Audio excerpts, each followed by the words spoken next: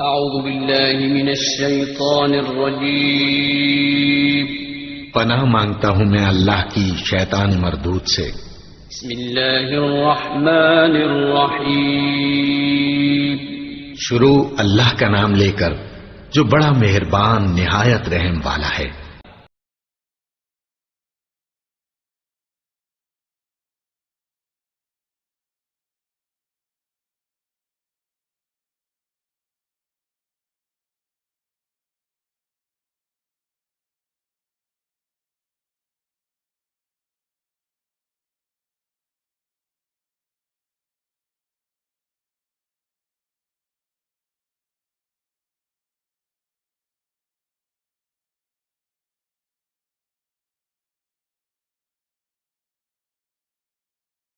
کیا تم نے اس شخص کو دیکھا جو روز جزا کو جھٹلاتا ہے؟ یہ وہی بدبخت ہے جو یتیم کو دھکے دیتا ہے اور نادار کو کھانا کھلانے کے لیے لوگوں کو ترغیب نہیں دیتا۔ تو ایسے نمازیوں کی خرابی ہے جو اپنی نماز کی طرف سے غافل رہتے ہیں، جو ریاکاری کرتے ہیں اور جو برتنے کی چیزیں مانگنے پر نہیں۔ فذلك الذي يدع اليتيم ولا يحض على طعام المسكين فويل للمصلين الذين هم عن صلاتهم ساهون الذين هم يراءون وَيَمْنَعُونَ الْمَاعُونَ۔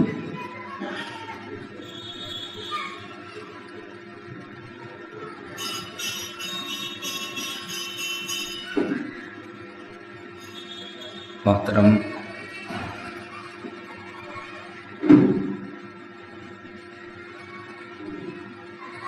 مولانا راحت اللہ صاحب فاروقی، محترم قاری عبدالمتین صاحب، محترمی صوفی علیم صاحب اور میرے عزیز دوست ناظم اجلاس پروفیسر اشفاق انجم، میرے رفیق محترم آصف خان،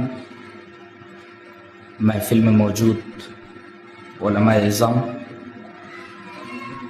محترم بزرگوں، نوجوان بھائیوں، پیارے بچوں،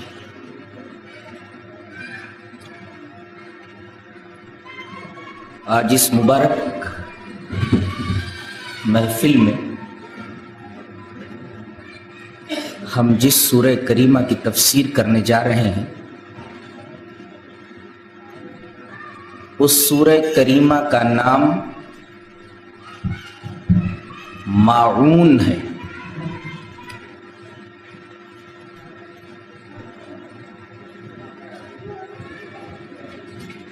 سورۃ الماعون،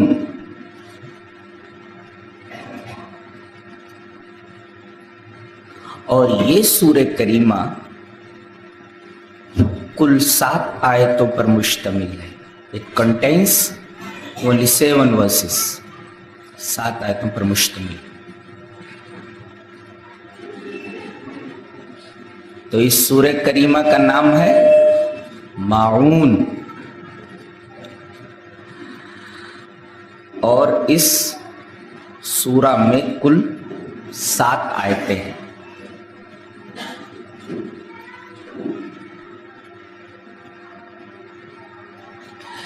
یہ سورہ کریمہ مکی ہے یا مدنی ہے کہ اس سورہ کا نام سورہ ماعون ہے؟ اس میں کل 7 آیتیں ہیں۔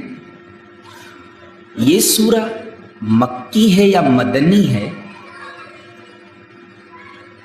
اس باب میں اختلاف ہے۔ حضرت ابن عباس رضی اللہ تعالی عنہما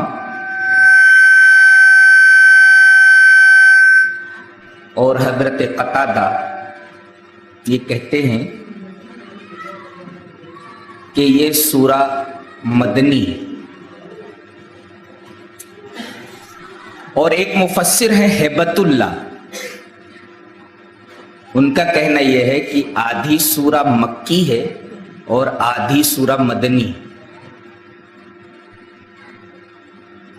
لیکن اکثر مفسرین کا رجحان اس طرف ہے کہ یہ سورہ مکی. یہیں میں یہ بات بھی واضح کر دوں کہ کون سی صورتیں مکی کہی جاتی ہیں اور کون سی صورتیں مدنی کہی جاتی ہیں. عام طور پر یہ سمجھا جاتا ہے کہ نبی کریم صلی اللہ علیہ وسلم 40 سال کی عمر میں جب آپ نبی بنائے گئے تو نبوت کے 13 سال آپ نے مکہ میں گزارے. یہ آپ کی مکی زندگی ہے. اس دور میں جتنی صورتیں نازل ہوئی سب مکی صورت ہے. اس کے بعد جب آپ مکہ سے ہجرت کر کے مدینہ تشریف لے گئے تو مدینہ میں آپ کی کل نبوی زندگی 10 سال ہے. اس دور میں جتنی صورتیں نازل ہوئی سب کی سب مدنی کہلاتی. عام طور پر لوگ یہی جانتے ہیں، لیکن صحیح یہ ہے کہ نبی کریم صلی اللہ علیہ وسلم کی ہجرت سے پہلے جتنی صورتیں نازل ہوئی سب مکی ہیں، اور ہجرت کے بعد جتنی صورتیں نازل ہوئی وہ سب مدنی ہیں، اگرچہ مکہ ہی میں یا مکہ کے اطراف ہی میں ان کا نزول کیوں نہ ہوا ہو. گویا یہاں پیش نظر ہجرت کو رکھا جائے گا مکی اور مدنی صورتوں کو جاننے کے لیے. ہجرت سے پہلے جتنی صورتیں نازل ہوئی سب کی سب مکی صورتیں ہیں، اور ہجرت کے بعد جتنی صورتیں نازل ہوئی سب کی سب مدنی صورتیں.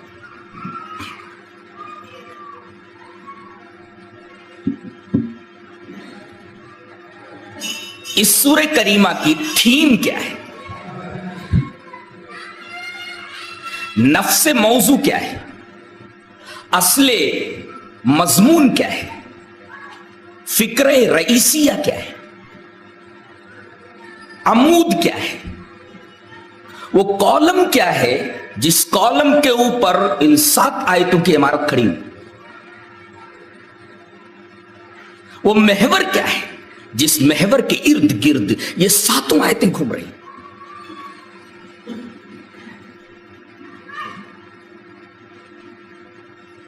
جان لیں کہ اس سورہ کریمہ کا عمود، اس سورہ کریمہ کا کالم، اس سورہ کریمہ کا اساسی تصور ہے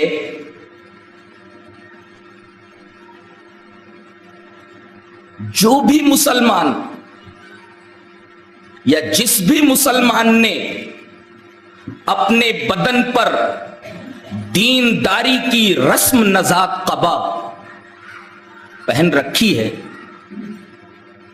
اس رسم نزاع قبا کے بخیے ادھیڑ دیں اس سورہ کریمہ کا عمود ہے.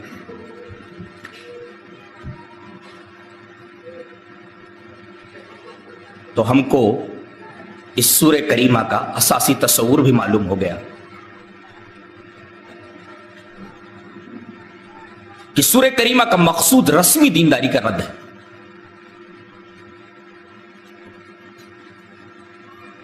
اب ہم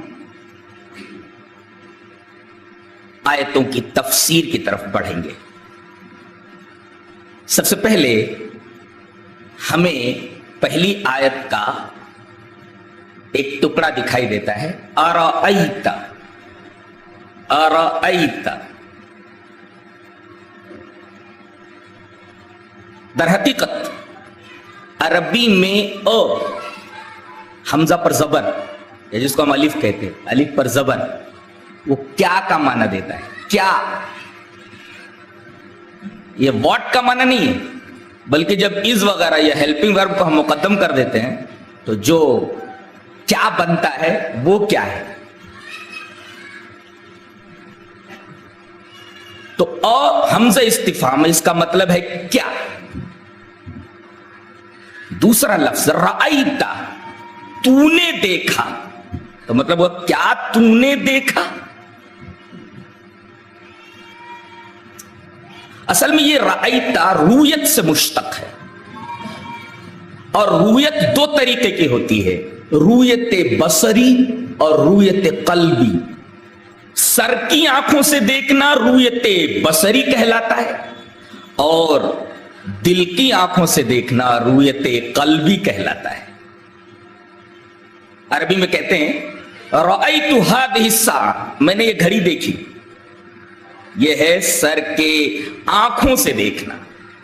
मैंने ये घड़ी देखी यानी मैंने इस घड़ी को अपने सर की आंखों से देखा। जब ये मफहूम हो तो ये मुताद्दी बैक मफूल होता है, यानी उसका एक ही मफूल आता है, एक ही ऑब्जेक्ट आता है। और रूयत का दूसरा माना रूयत कल्बी है, दिल की आंख से देखना।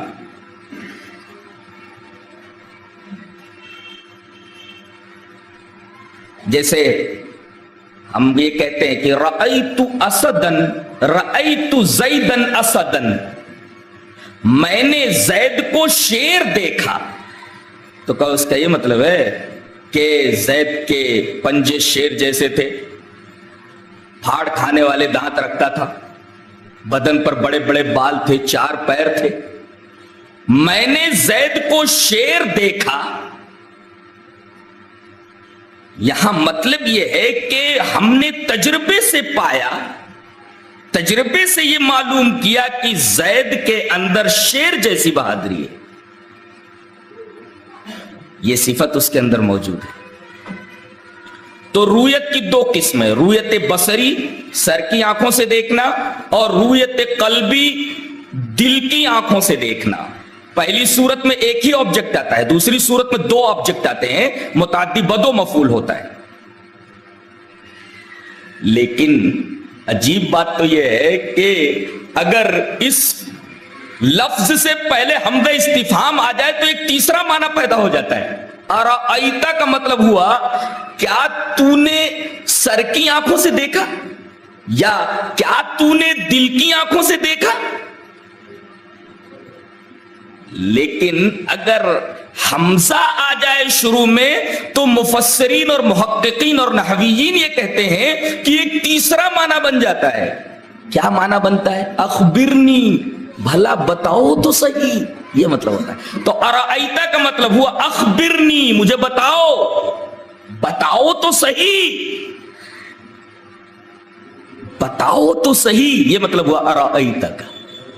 तो चाहे ये तर्जुमा कर ले, क्या तूने अपने सर की आंखों से देखा, क्या तूने तजर्बे से ये पाया, या भला बताओ तो सही, मुझे खबर तो दो। ये 3 माने हुए अरअयता के।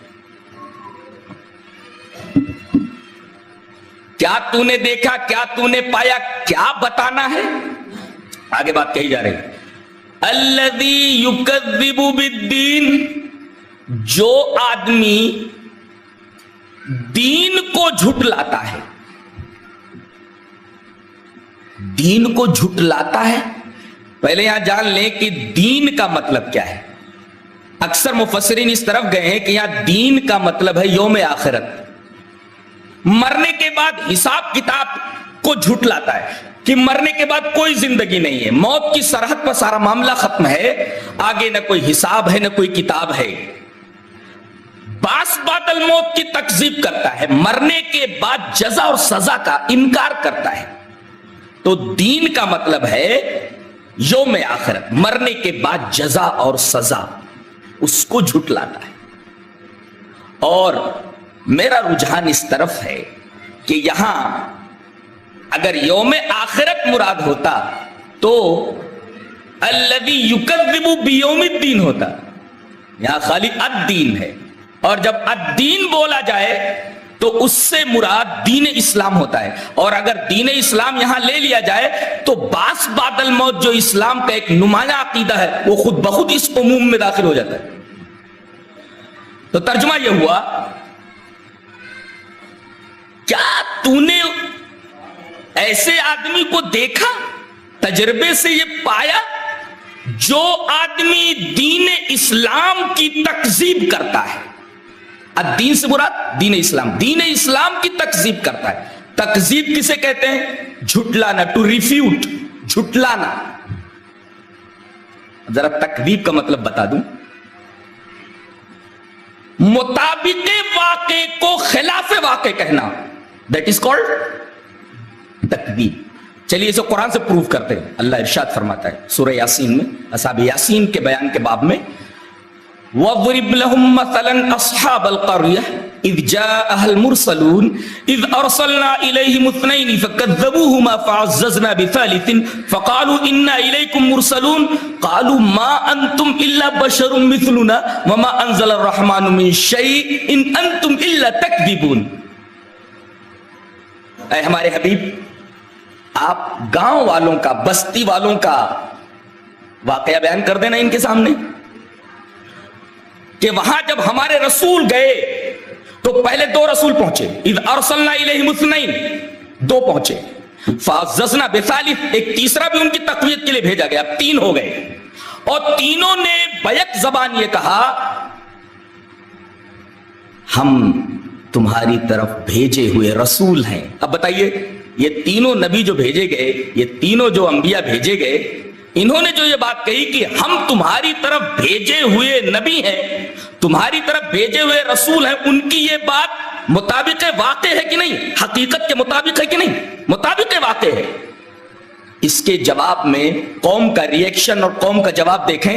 قالوا ما انتم الا بشر مثلنا, کیسی باتیں کہتے ہو, کیسی بات کرتے ہو, تم تو ہماری طرح ایک انسان ہو. گویا ہمیشہ سے لوگوں کا یہ تصور رہا ہے کہ رسول انسان نہیں ہونا چاہیے. قالوا ما انتم الا بشر مثلنا, تم تو ہماری طرح ایک انسان ہو. وما انزل الرحمن من شيء, رحمان نے تمہارے اوپر کوئی چیز نازل نہیں کی ہے. ان انتم الا تکذبون, تم جھوٹ بول رہے ہو. دیکھیے مطابق واقع کو خلاف واقع قرار دینا تکذیب کہلاتا ہے. اسی وجہ سے وہاں وہی لفظ استعمال کیا گیا, اذ ارسلنا الیہم اثنین فکذبوہما, ان کی تکذیب کی انہوں نے. کیسے کہ مطابق واقع کو انہوں نے خلاف واقع قرار دیا, اور مطابق واقع کو خلاف واقع قرار دینا تکذیب کہلاتا ہے. ایک نکتہ یہ ملا کہ مرنے کے بعد کی زندگی مطابق واقع ہے. جو اس بات کا انکار کرتا ہے وہ خلاف واقع بات کہتا ہے, مطابق واقع نہیں, حقیقت کے خلاف بات کرتا ہے. اور جو آدمی دین اسلام کا انکار کر دے تو دین اسلام اس کے ہر اصول واقع کے مطابق ہے. جو آدمی دین اسلام کا انکار کر دے وہ واقع کا انکار کرتا ہے, واقع کا خلاف کرتا ہے. تو ارائیتا کا مطلب بھی سمجھ میں آ گیا, بھلا بتاؤ تو صحیح, یہ کیا تو نے دیکھا سر کی آنکھوں سے, کیا تو نے تجربے سے یہ معلوم کیا.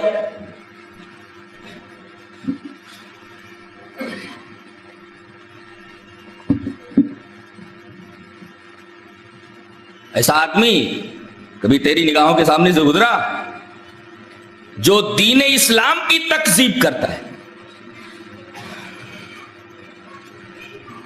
دین اسلام کی تکذیب کا کیا مطلب ہے؟ ایک مطلب تو یہ ہے کہ کوئی یہ کہہ دے کہ میں سرے سے دین اسلام کو مانتا ہی نہیں. تکذیب کا ایک مطلب تو یہ ہے, لیکن یہاں اس کے ساتھ ایک مطلب یہ بھی ہے کہ آدمی دین اسلام کو تو مانتا ہے, اپنے کو مسلمان بھی کہتا ہے, اپنے کو مومن بھی کہتا ہے, مسلمان گھرانے میں پیدا بھی ہوا ہے, لیکن اس کے اعمال ایسے ہیں جو اعمال اس کے اعتقاد اور اس کے قول کی تکذیب کرتے ہیں. زبان سے کہتا تو ہے کہ میں دین اسلام کو مانتا ہوں, میرا نام عبداللہ ہے, میرا نام عبد الرحمن ہے, میں مسلمان گھرانے میں پیدا ہوا ہوں, میں دین اسلام کو مانتا ہوں, لیکن اس کی حرکتیں ایسی ہیں, اس کے اعمال ایسے ہیں کہ اس کے اعمال اس کے اقوال کی تکذیب کرتے ہیں. اور یہ اعمال بتاتے ہیں کہ تو کچھ بھی کہہ لے, زبان سے تو یہ کہہ لے کہ میں مسلمان ہوں, لیکن یہ تیری حرکتیں بتا رہی ہیں, یہ تیرے اعمال بتا رہے ہیں کہ تم مسلمان نہیں ہے, اس لیے کہ یہ اعمال کم سے کم اسلامی اعمال تو نہیں ہے، اسلامی اعمال کی اجازت نہیں دیتا. تو گویا آدمی مسلمان ہوتے ہوئے ایسے اعمال کرے کہ یہ اعمال اس کے اقوال اور اعتقاد کے خلاف ہوں، گویا وہ دین اسلام کا عملی انکار کرتا ہے، دین اسلام کی عملی تکذیب کرتا ہے. منہ سے بولتا تو ہے کہ میں مسلمان ہوں، لیکن اعمال سے اپنے اس قول اور اعتقاد کو جھٹلاتا ہے، تکذیب کرتا ہے. کیا آج ایسا نہیں ہے؟ کتنے لوگ ہیں مسلمان گھرانوں میں پیدا ہوئے ہیں، عبداللہ عبد الرحمن نام ہے، اپنے کو مسلمان بھی کہتے ہیں، مسلمان سوسائٹی میں رہتے ہیں، مسلمان معاشرے میں رہتے ہیں، لیکن ان کے اعمال کیسے ہیں؟ بزبان شکیب کہ ملبوس خوشنما ہیں مگر جسم کھوکھلے. ملبوس خوشنما ہے مگر جسم کھوکھلے، چھلکے سجے ہوں جیسے پھلوں کی دکان پر. یہ حال ہے آج مسلم معاشرے کا، مسلم نوجوانوں کا، مسلم قوم کا. روح ختم ہو گئی ہے، مغز نکل چکا ہے، گودا نکل چکا ہے، چھلکے دکانوں کے اوپر ٹنگے ہوئے ہیں. یہ چھلکے، یہ پھل تو نہیں ہے.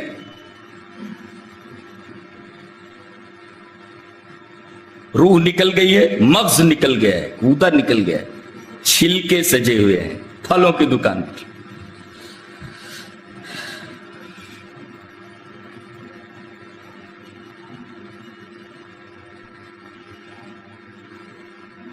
اور یقیناً یہاں جو کذب کا لفظ استعمال کیا گیا ہے، جس طرف نگاہ اٹھائیے یہی کذب ہی کذب دکھتا ہے. کذب، جھوٹ، خلاف واقع.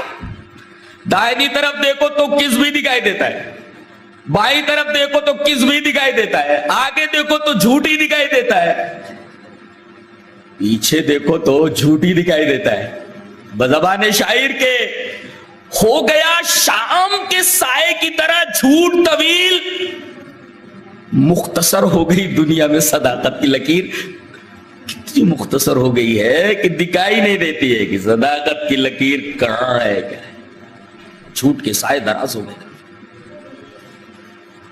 تو ارأیت الذی یکذب بالدین، کیا تو نے ایسے آدمی کو دیکھا جو زبان سے اقرار کرتا ہے کہ میں مسلمان ہوں مگر اس کے اعمال، اس کے اقوال کی تکذیب کرتے ہیں، وہ نام نہاد مسلمان نہیں.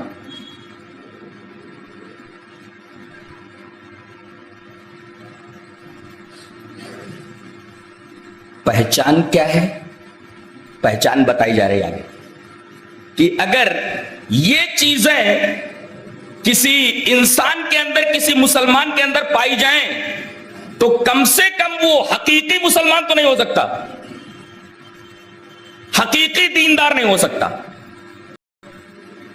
اس سے پہلے کہ ہم دوسری آیت کی طرف بڑھیں، پہلے ایک تقسیم کر لیں کہ دینداری کی دو قسمیں، حقیقی دینداری اور رسمی دینداری. حقیقی دینداری کیا ہے یہ سورہ کریمہ آپ کو سمجھا دے گی، اور حقیقی دینداری اگر سمجھ میں آ گئی تو اس کا جو اپوزٹ ہے کہ الاشیاء تعرف بازدادہا، کہ اشیاء کو ان کے اپوزٹ سے جانا جاتا ہے. اگر حقیقی دینداری سمجھ میں آ گئی تو رسمی دینداری آٹومیٹیکلی ہماری سمجھ میں آ جائے گی. تو ہم پہلے دو تقسیم کرتے ہیں، رسمی دینداری اور حقیقی دینداری. حقیقی دینداری کیا ہے؟ جس کا مطالبہ اللہ کرتا ہے، جس کا مطالبہ اس کا رسول کرتا ہے، جس کا مطالبہ شریعت اسلامیہ کرتی ہے. تو یہ تقسیم سمجھ میں آئی؟ دینداری کی دو قسمیں، رسمی دینداری اور حقیقی دینداری. یہ پہلی تقسیم ہے. اس تقسیم کے بعد اب ہم ان دونوں آیتوں کے درمیان جو یہ لفظ یا حرف فے ہے، اس کے اوپر ہم بحث کریں گے. فے کیا ہے؟ فے کا مطلب ہوتا ہے تو. جانتے یہ فے کہاں آتا ہے؟ فے یہ جہاں آئے سمجھ لے کہ اس کا مابعد اس کے ماقبل کا حاصل ہے. یعنی ماقبل میں اس سے پہلے جو بات کہی گئی ہے مابعد اس پہلے کہی گئی بات کا حاصل ہے. کیا مطلب؟ وہ آدمی جو رسمی دیندار ہے، دین کی تکذیب کرتا ہے، دیکھنا ہے اس کو. حاصل یہ ہے، پہلا حاصل کہ فَذَلِكَ الَّذِي يَدُعُّ الْيَتِيمِ، یہ یتیم کو دھکے دے کر نکال دیتا ہے، دھکے دیتا ہے. یہ پہلی علامت ہے دین اسلام کی تکذیب کرنے والے شخص کی اور ایک رسمی دیندار کی. اب یہاں ٹھہر کر ہم دوسری تقسیم کرتے ہیں. حقوق کی دو قسمیں ہیں، حقوق العباد اور حقوق اللہ. کچھ حقوق بندوں کے اوپر ہیں اور کچھ حقوق اللہ کے بندوں کے اوپر ہیں. تو بندے کا بندے کے اوپر حق اگر ہے تو وہ حقوق العباد سے متعلق، اسے حقوق العباد کہا جاتا ہے. اور اگر اللہ کا حق بندے کے اوپر ہے تو وہ حقوق اللہ ہے. تو اب دوسری تقسیم، پہلی تقسیم کیا ہوئی تھی؟ حقیقی دینداری اور رسمی دینداری. دوسری تقسیم ہوئی حقوق العباد اور حقوق اللہ. اور حقوق العباد اتنا امپورٹنٹ ہے، اتنا اہم ہے کہ اللہ تعالی نے اپنے حق سے پہلے، حقوق اللہ سے پہلے بندوں کے حقوق کا یہاں تذکرہ کیا ہے، جس سے پتہ یہ چلا کہ حقوق العباد کو ہمیشہ اپنے پیش نظر رکھو. حقوق اللہ ادا کرتے رہو، مگر حقوق العباد نظروں سے اوجھل ہو جائے تو تم دیندار ہو سکتے ہو رسمی، مگر حقیقی دیندار نہیں ہو سکتے. کیا آج ایسا نہیں ہے؟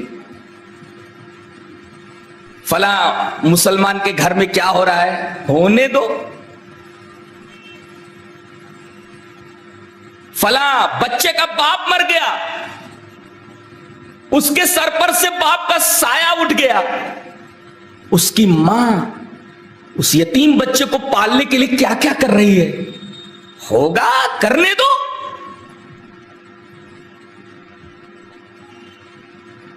کس گھر میں چولہا نہیں جلا ہے، بھوکے بچے سو گئے ہیں، سو جانے دو، ان سے کیا لینا دینا ہے.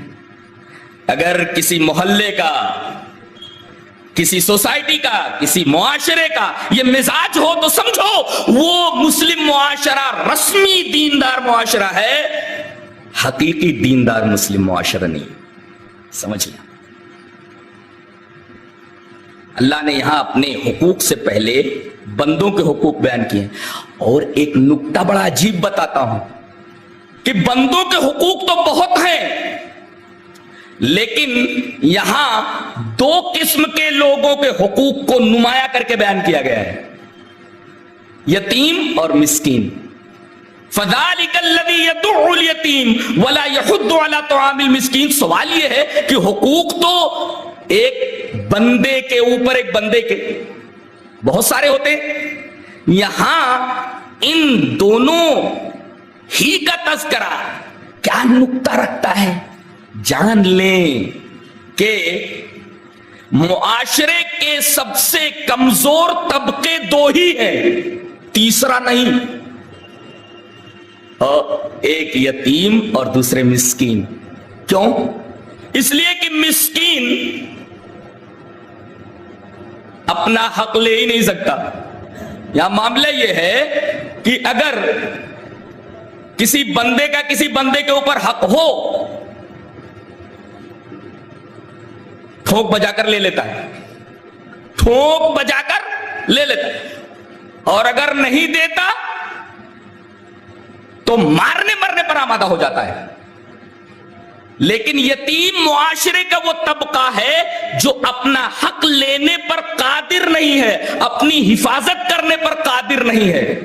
اللہ تبارک و تعالی نے اس کمزور طبقے کا بیان سب سے پہلے کیا. دو طبقے کمزور، اور ان دو طبقوں میں سب سے جو کمزور ہے، کیا فلسفہ ہے، کیا انداز بیان ہے، کیا اسٹائل ہے بولنے کی کہ دو کمزور طبقے ہیں، دونوں میں جو سب سے کمزور تھا ان دونوں میں بھی اس کو پہلے لایا گیا کہ یتیم سب سے کمزور ہوتا ہے، ان دونوں میں بھی مسکین کے مقابلے میں یتیم کمزور ہوتا ہے، اس لیے کہ یتیم اپنا حق نہیں لے سکتا۔ اگر کوئی اس کا حق غصب کر رہا ہو، لے رہا ہو، اس کا حق مار رہا ہو تو یہ اس سے چھین نہیں سکتا، اتنا کمزور ہوتا ہے۔ اپنی حفاظت خود نہیں کر سکتا، اپنا حق کسی سے نہیں لے سکتا، لہذا اللہ نے سب سے پہلے یتیم کے حق کو ذکر کیا۔ اور کیوں نہ ہو کہ ہمارا نبی بھی یتیم تھا۔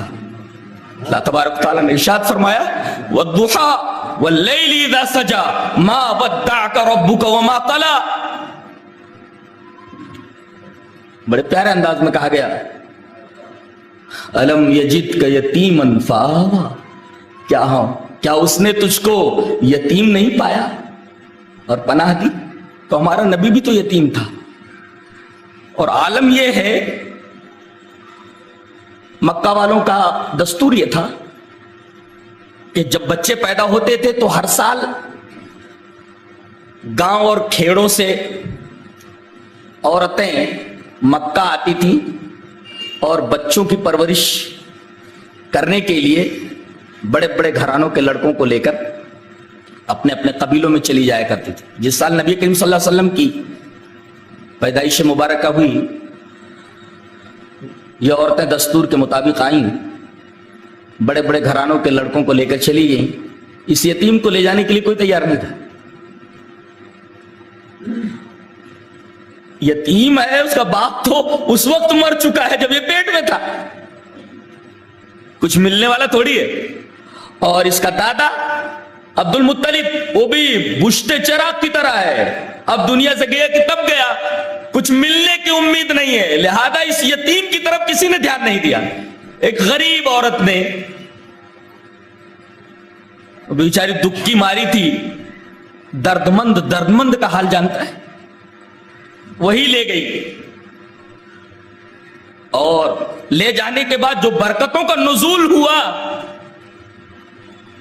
اسلامیات کا کون سا طالب علم اس سے ناواقف ہے؟ آج اسی طرح دین یتیم ہے۔ آج گھر میں سب کچھ لے جا رہا ہے آدمی، دین نہیں لے جا رہا ہے۔ دین لے جانے کے لیے کوئی تیار نہیں، جیسے ہمارے یتیم نبی کو کوئی عورت لے جانے کے لیے تیار نہیں تھی، ایسے ہی دین یتیم ہو چکا ہے، اس کو اپنے گھر میں لے جانے کے لیے کوئی تیار نہیں، دین بھی یتیم ہو چکا ہے۔ اللہ تعالیٰ نے اسی دین کا حوالہ دیا ہے۔ رسمی دیندار ہو تو، حقیقی دین تم گھر کہاں لے گئے ہو؟ ارائیت الذی یکذب بالدین، ارائیتا کا لفظ میں شرح نہیں کر سکتا، میرے پاس الفاظ نہیں ہے، ارائیتا کا مفہوم میں کیا بتاؤں؟ کیا تو نے دیکھا کہ دین کی تکذیب کرتا ہے، بظاہر مسلمان ہے لیکن حقیقت میں مسلمان نہیں، سب تو شعبدۂ جامع جم میں پھنسے ہوئے ہیں، خونے دلے کوزہ گر کو کون دیکھتا ہے؟ بزبان شکیب کہتا ہے دنیا غریق شعبدۂ جامع جم ہوئی، حسین ترکیب ہے، دنیا غریق شعبدۂ جامع جم ہوئی، دیکھے گا کون خون دلے کوزہ گر کا رنگ، کون دیکھتا ہے؟ پہلی تقسیم حقیقی دینداری، رسمی دینداری۔ دوسری تقسیم حقوق کی دو قسمیں، حقوق اللہ، حقوق العباد۔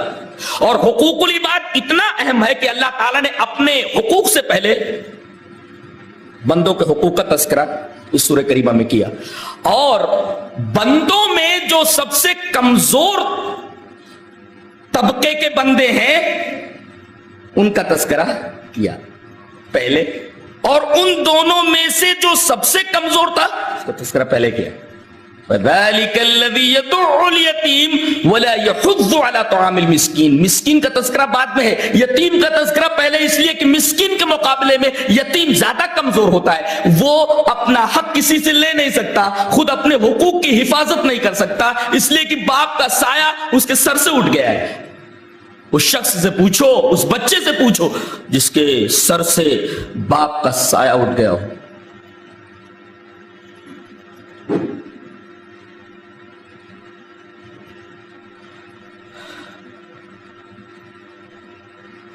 حقوق اللہ، حقوق العباد، اور دو حقوق سب سے نمایاں، مسکین کے حقوق، یتیم کے، اور ان دونوں میں جو سب سے کمزور تھا یتیم، اس کا تذکرہ پہلے کیا۔ کیا انداز ہے، کیا ترتیب ہے بولنے کی، کم سے کم ایک مسلمان ہونے کے ناطے نہیں، ایک اسکالر کے حیثیت سے کہہ رہا ہوں کہ محمد کا کلام نہیں ہو سکتا، اس طریقے کا انداز بولنے کا کسی امی کا نہیں ہو سکتا، اچھے سے اچھا اسکالر اس طریقے کی بات نہیں کر سکتا جس ترتیب سے بات قرآن حکیم میں کہی جاتی۔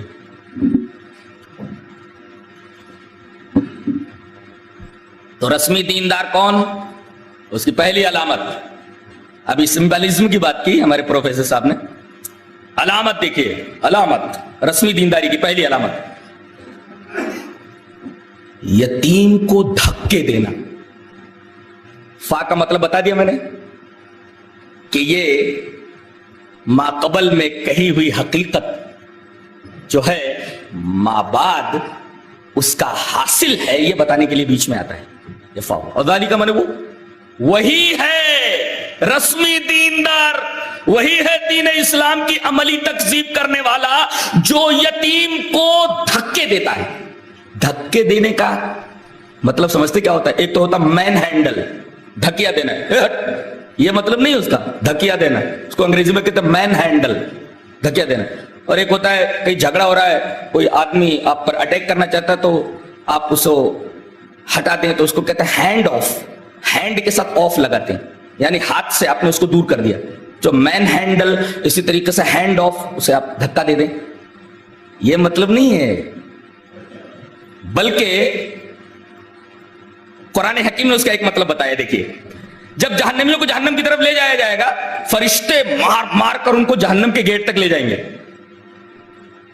اس بات کو بیان کرنے کے لیے، اس کے منظر کشی کے لیے جو آیت کریمہ ہے سورہ طور کی، وہ قابل غور ہے۔ فرمایا گیا یوم یدعون الی نار جہنم دعا، وہی لفظ استعمال کیا ہے، فذلک الذی یدعو الیتیم، یہی لفظ استعمال کیا گیا سورہ طور میں، یوم یدعون الی نار جہنم دعا، جب انہیں بڑی بے رحمی سے دھکیل کر کے جہنم کی آگ تک لے جایا جائے گا۔ تو گویا دعا کے مفہوم میں، یعنی آپ یوں کہہ سکتے ہیں کہ پش ڈاؤن بائی فورس، یعنی طاقت سے کسی کو نیچے کی طرف دھکیل دینا، یا عربی میں خود علامہ شنقیطی نے اس کی شرح کی ہے کہ ان دعا الیتیم هو طرده عن حقه، یہ سب سے بہترین مطلب ہے اس کا۔ نہ مین ہینڈل ہے، نہ ہینڈ آف ہے، نہ پش ڈاؤن بائی فورس ہے، نہ پش ڈاؤن فورسیبلی ہے، بلکہ مطلب یہ ہے کہ طردہ عن حقہ، اس کا حق اس کو نہ دینا۔ یہاں رک کر میں ایک عجیب نقطے کی طرف اشارہ کروں گا۔ عام لوگوں نے یہ سمجھا ہے کہ یتیم مانگنے کے لیے آیا، دے دو، میرے اوپر باپ کا سایہ نہیں ہے، کھانے کے لیے کچھ نہیں ہے، کچھ دے دو، اس کو آپ نے دھکا دے دیا۔ یہ مطلب نہیں ہے، اس لیے کہ قرآن حکیم بیگنگ کی ہمت افزائی نہیں کرتا، فقیری کی ہمت افزائی نہیں کرتا۔ یہاں تو فقیری ایک پیشہ بن گیا ہے۔ ہم یہ کہتے ہیں کہ اس پیشے کی حوصلہ شکنی ہونی چاہیے، اور زیادہ تر بھیک مانگنے والے مسلمان، زیادہ تر بیگرز مسلمان لوگوں نے یہ سمجھا کہ یتیم مانگنے کے لیے آیا اور امیر نے اس کو ڈھکیل کر باہر کر دیا۔ اس سے پتا چلتا ہے کہ یتیم مانگے در در جا کر کے، اس سے تو بیگنگ کی، فقیری کی، بھیک مانگنے کی ہمت افزائی ہوتی ہے، جبکہ قرآن حکیم بیگنگ کی، فقیری کی، بھیک مانگنے کی ہمت افزائی نہیں بلکہ حوصلہ شکنی کرتا ہے۔ عام لوگوں نے یہ سمجھ لیا یتیم مانگنے کے لیے آیا، امیر نے اس کو ہکال دیا، بھگا دیا۔ پتہ یہ چلا کہ شریعت اسلامیہ یتیم کو بھیک مانگنے کی اجازت دیتی ہے۔ اب یہ امیر کے پاس جائے، اب امیر اس کو دے، امیر دے نہیں رہا ہے، دھکا دے کر کے باہر نکال دیتا ہے۔ اگر کسی نے یہ ترجمہ کیا ہے اور کسی نے اس آیت کریمہ کا یہ مفہوم سمجھا تو غلط مفہوم سمجھا ہے۔ اس سے تو بیگنگ کی، بھیک مانگنے کی ہمت افزائی ہوتی ہے۔ تو دعا کا مطلب یہ ہے کہ یتیم کو بھیک مانگنے پر مجبور نہ کرو، اس کو اس کا حق دے دو۔ باپ اگر کچھ چھوڑ کر نہیں گیا ہے تو محلے کے لوگوں، آس پاس کے لوگوں کا، امیر لوگوں کا، شہر کے امیروں کا یہ فریضہ بنتا ہے کہ اس کی نگرانی کریں، اور اس میں ہمارا ہی فائدہ ہے، اس لیے کہ اگر آپ نے اس کی نگرانی نہیں کی، باپ کا سایہ تو اس کے سر پر ہے ہی نہیں، غلط راہوں کے اوپر نکل سکتا ہے، وہ معاشرے کا ایک بہترین ممبر بن ہی نہیں سکتا، معاشرے کا ایک بہترین فرد بن ہی نہیں سکتا۔ ہمارا فریضہ یہ ہے کہ ہم یتیم کی نگرانی کریں، اس کی تعلیم و تربیت کا خیال رکھیں اور معاشرے کا بہترین فرد بنائے، اس لیے کہ معاشرہ افراد کے مرکب کا نام ہے، فرد سے معاشرہ بنتا ہے، فرد سے سوسائٹی بنتی ہے، فرد ہی خراب ہو تو ایک اچھا معاشرہ وجود میں کیسے آ سکتا ہے؟ یہ یتیم غلط راہوں پر نکل گیا تو خود معاشرے کے لیے خطرناک ٹینشن بن جائے گا۔ تو اپنے فائدے کے لیے بھی معاشرے کا بہترین ممبر بنانے کی کوشش کیجئے، یہ مطلب ہے دعا کا، تردو عن حقی۔ علامہ امین شنقیطی نے بڑا اچھا مفہوم بیان کیا ہے اور میں اسی مفہوم کو راجح قرار دیتا ہوں۔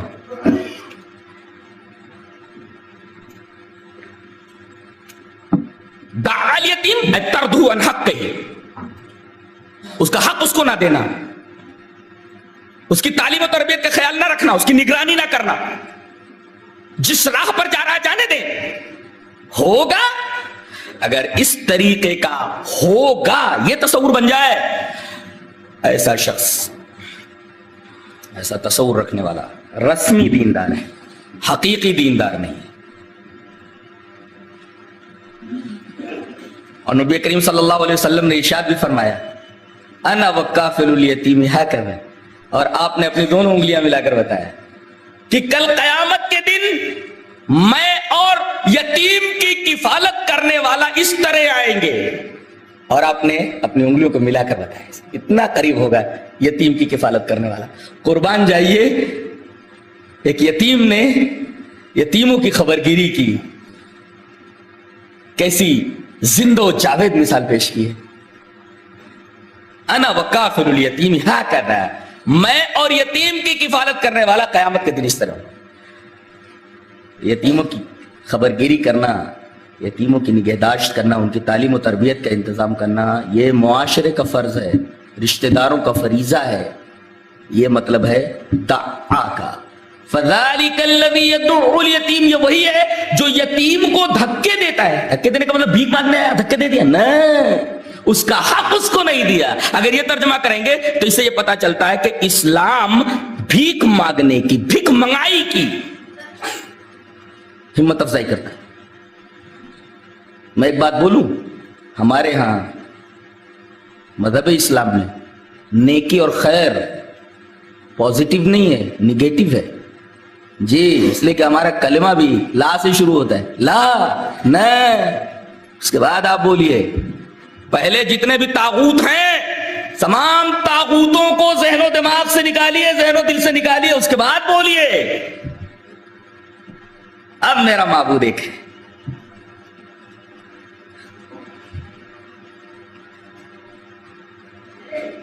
تو حقیقی دیندار کی پہلی علامت یہ ہے کہ وہ یتیموں کی خبرگیری کرتا ہے، اور رسمی دیندار کی علامت یہ ہے مرنے دو، کہاں جا رہا ہے، کیا بن رہا ہے، سوسائٹی کے لیے مفید ہے یا مضر ہے، اس سے ہمیں کیا لینا دینا۔ اگر اس طریقے کا تصور ہے، اس طریقے کی سوچ ہے، ایسا آدمی رسمی دیندار ہے۔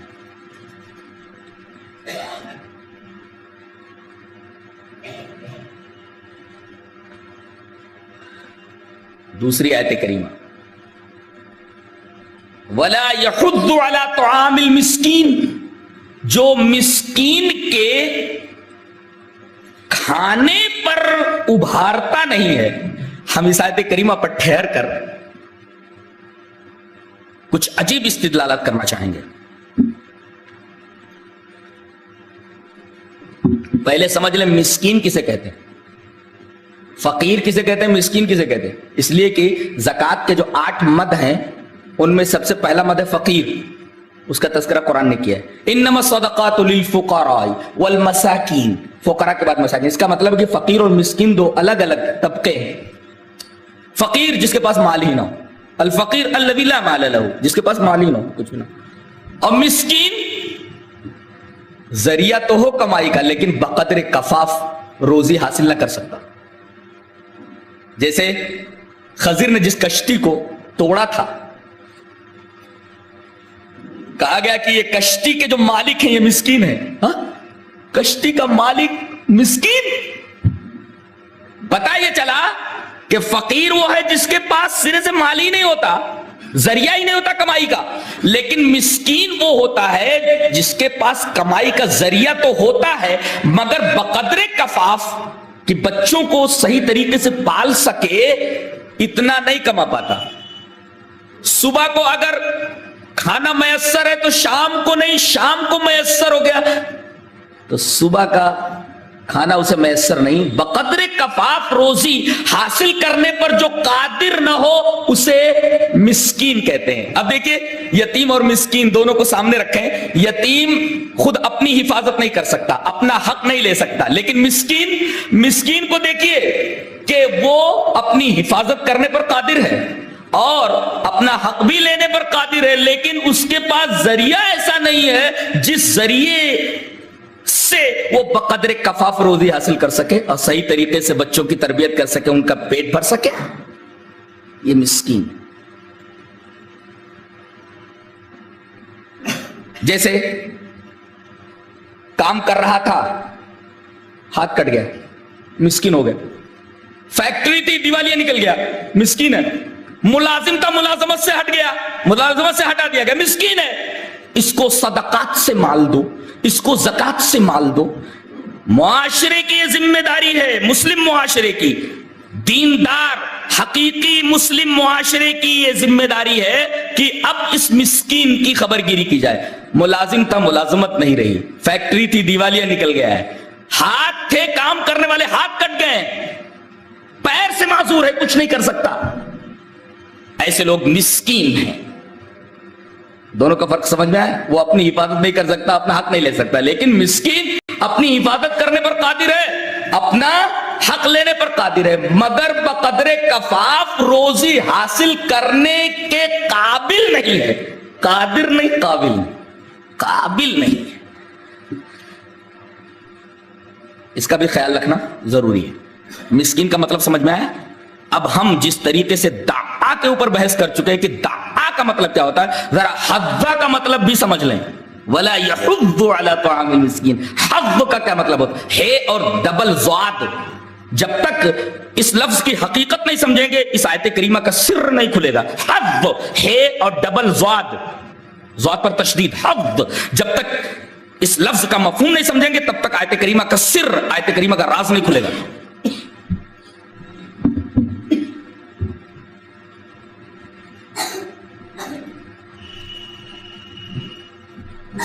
چلیے, ہاتھ نہیں ہے, کٹ گیا ہے, اس کو کھانا کھلائیے. سوال یہ ہے کہ محلے کے لوگ کب تک اس کو کھانا کھلائیں گے؟ غور کرنے کی بات سمجھ رہے ہیں؟ محلے کے لوگ کب تک اس کو کھانا کھلائیں گے؟ محلے والوں کے لیے پرابلم ہے کہ نہیں, پریشانی ہے کہ نہیں؟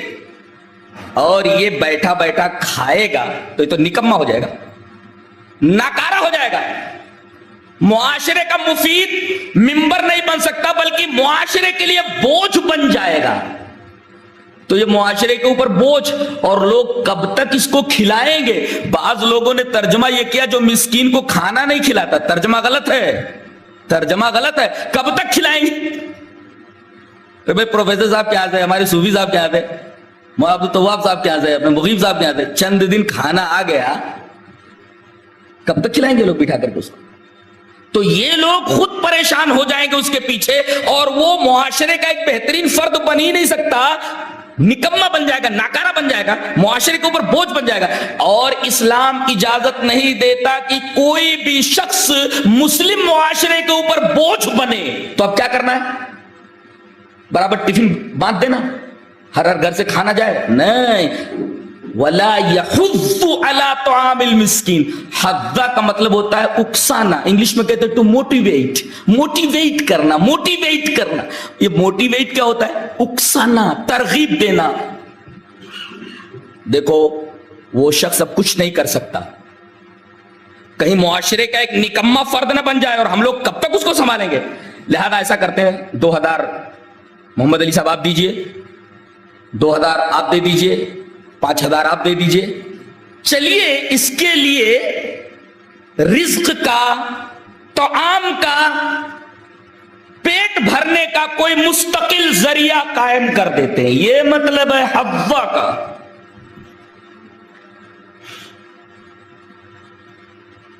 حدا کا حقیقی مفہوم میں بتاؤں، ہر معاشرے میں غریب لوگوں کو لوگ کھانا دیتے ہیں، ہوتا ہے، کبھی کبھی دے دیا کرتے ہیں. حدا کا مطلب یہ ہے کہ مسلم معاشرے میں یہ کام ہوتا تو رہتا ہے، مگر حز کرو. حز کا مطلب اس کام کی رفتار کو تیز کرو، یہ مطلب ہے. اس کام کی رفتار کو تیز کرو. حوا، دوسروں کی خیر خواہی کرنے کی رفتار تیز کرو، اسے اپنے پیر پر کھڑا کرو، لوگوں کو موٹیویٹ کرو کہ اس کے رزق کا مستقل بندوبست ہونا چاہیے. وَلَا يَحُضُّ عَلَىٰ طَعَامِ الْمِسْكِينِ، جو مسکین کے کھانے پر ابھارتا نہیں، لوگوں کو موٹیویٹ نہیں کرتا. یہاں بھی دیکھیے اس آیت کریمہ میں بھی بیگنگ، بھیک مانگنے کے حوصلہ شکنی ہے. اس کو اپنے پیر پر کھڑا کر دو، کسی بھی طریقے سے وہ روزی کمائے، معاشرے کا ایک بہترین فرد، ایک اچھا فرد بنے. وہاں دعا کا لفظ استعمال کیا گیا اور یہاں حوا کا لفظ استعمال کیا گیا. کام کی رفتار کو تیز کرو تاکہ وہ اپنے پیر پر کھڑا ہو سکے، لوگوں کو موٹیویٹ کرو. کسی کام پر لگا دو، تجارت پر لگا دو. معاشرے کا نکما فرد نہ بننے دو، یہ مطلب ہے. وَلَا يَحُضُّ عَلَىٰ طَعَامِ الْمِسْكِينِ. تو حقوق العباد میں اللہ تبارک و تعالی نے دو ایسے طبقوں کا تذکرہ پہلے کیا ہے جو سب سے کمزور طبقے ہوتے ہیں، اور ان دونوں میں جو سب سے کمزور تھا اس کا تذکرہ پہلے، پھر بعد میں دوسرے کا تذکرہ کیا گیا. تو جس معاشرے میں دیکھو کہ یتیموں کا خیال کیا جاتا ہے، ان کی نگرانی کی جاتی ہے، ان کی تعلیم و تربیت کا بندوبست کیا جاتا ہے، اور دیکھو کہ جس معاشرے میں یتیموں کی خبر گیری کے ساتھ ساتھ مسکینوں کی بھی خبر گیری ہوتی ہے، وہ حقیقی دیندار مسلم معاشرہ ہے. اور اگر ایسا نہیں ہے تو وہ رسمی دینداری رکھنے والا مسلم معاشرہ ہے، نام کے مسلمان ہے، حقیقی مسلمان نہیں. ہم لوگوں نے کیا سمجھ لیا ہے؟ لمبی داڑھی بڑھا لی جائے، ٹھیک ہے، لمبی داڑھی بڑھانا اس شریعت میں اس کی امپورٹنس ہے، اہمیت ہے اس کی. لمبے جبے پہن لو، اسی طریقے سے بال ایک خاص انداز میں رکھ لو، ایک خاص انداز کا لباس پہن لو. ان تمام کا تعلق ظاہر سے ہے، اور یہاں اس ظاہری دینداری کو تنقید کی خراج کے اوپر قرآن حکیم نے رکھا ہے، تنقید کی خراج کے اوپر رکھ دیا ہے. یہ ہے تمہاری رسمی دینداری.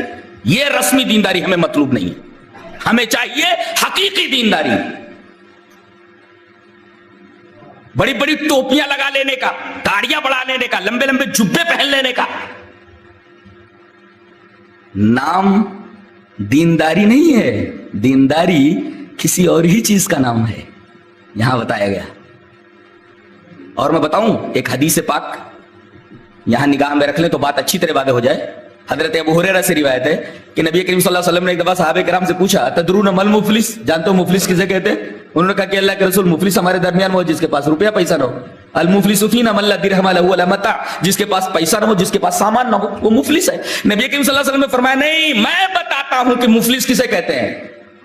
ان المفلس من امتی یاتی یوم القیامت بصلاۃ وصیام وزکاۃ، کہ میری امت کا مفلس وہ ہوگا جو قیامت کے دن نماز لے کر آ رہا ہے، روزے لے کر آ رہا ہے، بصلاۃ وصیام وزکاۃ، زکات لے کر آ رہا ہے، زکات بھی دے رہا تھا، نماز بھی پڑھ رہا تھا، روزے بھی رکھ رہا تھا، لیکن ویاتی قد شتم ھذا وقذف ھذا واکل مال ھذا وسفک دم ھذا وضرب ھذا، کسی کو مار دیا، کسی کا خون بہا دیا، کسی کو گالی دے دی، کسی کو تکلیف پہنچا دی. تو اب ظالم سے مظلوم کا حق لے لیا جائے گا، نیکیاں لے لی جائیں گی. اگر معاملہ برابر سرابر ہو گیا تو ٹھیک، ورنہ مظلوم کی برائیاں اس کو دے دی جائیں گی، اس کے اوپر لاد دی جائیں گی اور اس کو جہنم میں ڈال دیا جائے گا. سوال یہ ہے کہ نماز بھی ہے، روزہ بھی ہے، اعتقاد بھی ہے، توحید بھی ہے، ساری چیزیں موجود ہیں، پھر وہ جہنم میں کیوں جا رہا ہے؟ اسی وجہ سے کہ حقیقی دینداری کی علامتیں جو ہونی چاہیے وہ اس کے اندر نہیں تھی. فَذَلِكَ الَّذِي يَدُعُّ الْيَتِيمَ وَلَا يَحُضُّ عَلَى طَعَامِ الْمِسْكِينِ. وہ آدمی رسمی دیندار ہے جو یتیموں کے حقوق کا خیال نہیں کرتا اور مسکینوں کے کھانے پر لوگوں کو ابھارتا نہیں. یہاں اللہ تعالیٰ نے طعام کو نمایاں کر کے بیان کیا ہے. Food وٹل food. اللہ تعالیٰ نے طعام کا لفظ یہاں خاص طور سے نمایاں کیوں کیا, آؤٹ اسٹینڈنگ کیوں کیا ہے جانتے ہیں؟ اللہ اکبر. لفظ جیسا کہ پروفیسر صاحب نے بتایا عجیب و غریب معنوی تہداریاں رکھتا ہے. طعام ہی کے اوپر تو انسانی زندگی کا مدار ہے. پیٹ کے اندر اگر کھانا نہ جائے آدمی زندہ رہ سکتا ہے؟ قطعاً نہیں. شمسی مینائی کو میں نے کسی مشاعرے میں سنا تھا, سیدھا سادہ شعر ہے, کوئی خاص نہیں ہے, لیکن بات بڑی اچھی کہی ہے اس نے. اسلوب تو پسند نہیں ہے مجھے, لیکن بات بڑی اچھی کہی. کہتا ہے بھوک انسان کو مجبور بنا دیتی ہے, بھوک انسان کو مجبور بنا دیتی ہے, حد تہذیب سے کم وقت نکل جاتا ہے.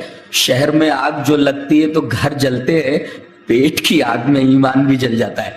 بہت اچھی بات کہی اس نے اور میں اس سے متفق ہوں. وَلَا يَحُضُّ عَلَى طَعَامِ الْمِسْكِينِ. مسکین کے کھانے پر, اس کے وٹل پر, اس کے فوڈ کے اوپر لوگوں کو ابھارتا نہیں. وہ آدمی کیا نماز پڑھے گا جس کا پیٹ خالی ہو؟ اس کے بچے گھروں میں بھوکے پڑے گا, کیا نماز پڑھے گا؟ خشوع خضوع رہے گا نماز میں؟ وہ نیکیاں کیسے کر سکتا ہے جس کا پیٹ خالی ہو, بیوی بھوکی ہو, ننگی ہو, بچے بھوکے ہو, ان کی تعلیم و تربیت کو کوئی انتظام نہ ہو؟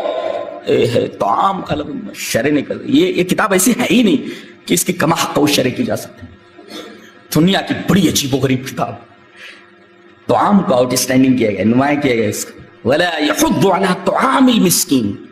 اصل چیز یہ ہے, اسی پر انسانی زندگی کا مدار ہے, مدار حیات ہے. اور ایک جگہ اسی طعام کو اللہ تبارک و تعالیٰ نے اپنی توحید کی دلیل بنایا ہے. طعام کو فرمایا تم حضرت عیسیٰ کو خدا کہتے ہو؟ ہاں کہتے. عیسائی بولتے. ان کی ماں کو خدا کہتے ہو؟ ہاں کہتے. بی میری یسوع مسیح سن آف گاڈ. اچھا یہ دونوں خدا تھے؟ ہاں خدا تھے, ہم خدا مانتے. اللہ تبارک و تعالیٰ نے ایک جملہ ارشاد فرمایا رد میں, کانا یاکلان الطعام, دونوں کھانا کھاتے تھے. رد ہو گئے اس لیے کہ جو کھانا کھانے کا محتاج ہو معبود نہیں ہو سکتا. گویا کہ طعام کی حاجت اسی کو ہوگی جو مجبور ہو, معبود کبھی طعام کا محتاج نہیں ہوتا. اور عیسیٰ بھی کھانا کھاتے تھے اور ان کی ماں بھی کھانا کھاتے تھے. کانا یاکلان الطعام, دونوں کھانا کھاتے تھے. اللہ تبارک و تعالیٰ نے لفظ طعام کو اپنی توحید کی دلیل بنایا. اسے قرآن کہتے ہیں. یہ قرآن حکیم.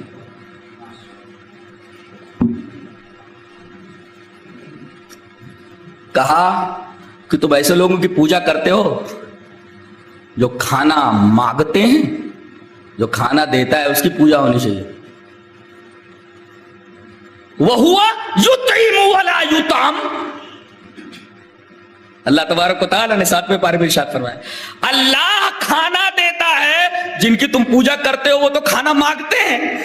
یہ چڑھاؤ, وہ چڑھاؤ, یہ لے جاؤ, یہ کاٹو, یہ دو. اللہ تو کھلاتا, وہ یطعم, کھلاتا ہے. وہ یطعم, وہ تو کھلایا جاتا ہے. ارے جو کھانے کا محتاج ہو وہ معبود کیسے ہو سکتا ہے؟ جو کھلائے وہ معبود ہوتا ہے, جو کھائے وہ معبود نہیں ہو سکتا. کانا یاکلان الطعام, دونوں کھانا کھاتے تھے. اور نبی کریم صلی اللہ علیہ وسلم کی حدیث بھی موجود ہے, لا آکل متکئا, میں ٹیک لگا کر کھانا نہیں کھاتا. یعنی کھانے کا میں بھی محتاج ہوں. ہمارا رسول بھی محتاج تھا. اللہ کا محتاج, اللہ کا محتاج, اللہ کا محتاج. لا آکل متکئا, کھاتا تو ہوں مگر ٹیک لگا کر کھانا نہیں کھاتا جیسے متکبر لوگ کھاتے ہیں. میں تو بندہ ہوں, بندے کی طرح کھاتا ہوں, اکڑ کر اور تکبر کے ساتھ نہیں. ला आकुल मुत्तकियन, मैं टेक लगाकर खाना नहीं खाता, मैं तो बंदा हूं, मैं तो बड़ी आजिज़ी के साथ खाना खाता हूं, तो बंदा हूं। इसी वजह से पहले हम बंदगी का इतराफ करते हैं, बाद में रिसालत का। जी अशहदु अल्ला इलाहा इल्लल्लाहु व अशहदु अन्ना मुहम्मदन अब्दुहु व रसूलुहु, इसलिए कि अब्द के अंदर सऊद है और रसूल के अंदर नुजूल है। अब्द ऊपर जाता है, रसूल नीचे आता है, नहीं है?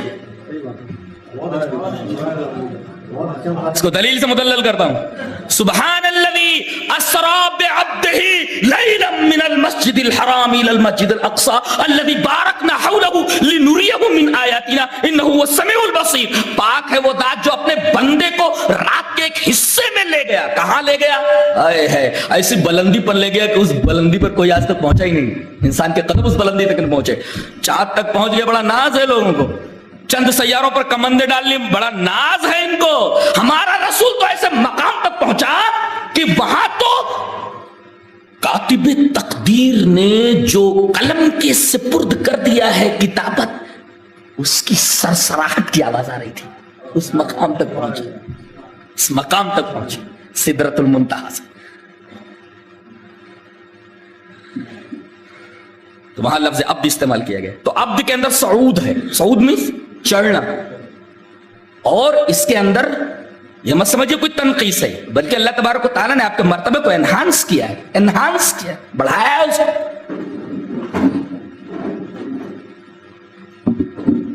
और रसूल कहां से आता है? ऊपर से आता है। रिसालत ऊपर से आती है, बंदा तो ऊपर गया। तो अब्द के अंदर सऊद है और रिसालत के अंदर नुजूल है। इसी वजह से हम पहले रसूल की अब्दियत का इकरार करते, बाद में उसकी रिसालत का।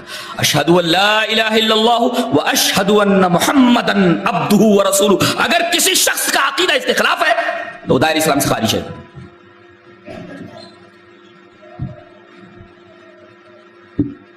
फज़ालिका अल्लज़ी यदुअ्ल यतीम वला यहुद्दु अला तआमिल मिस्कीन। आगे बढ़े। हुकूकुल इबाद हो गया। अब हुकूकुल्लाह, हुकूकुल्लाह में सबसे पहली चीज जो है बयान की जा रही नमाज है। नमाज पहले बयान हो रही है, हुकूकुल्लाह।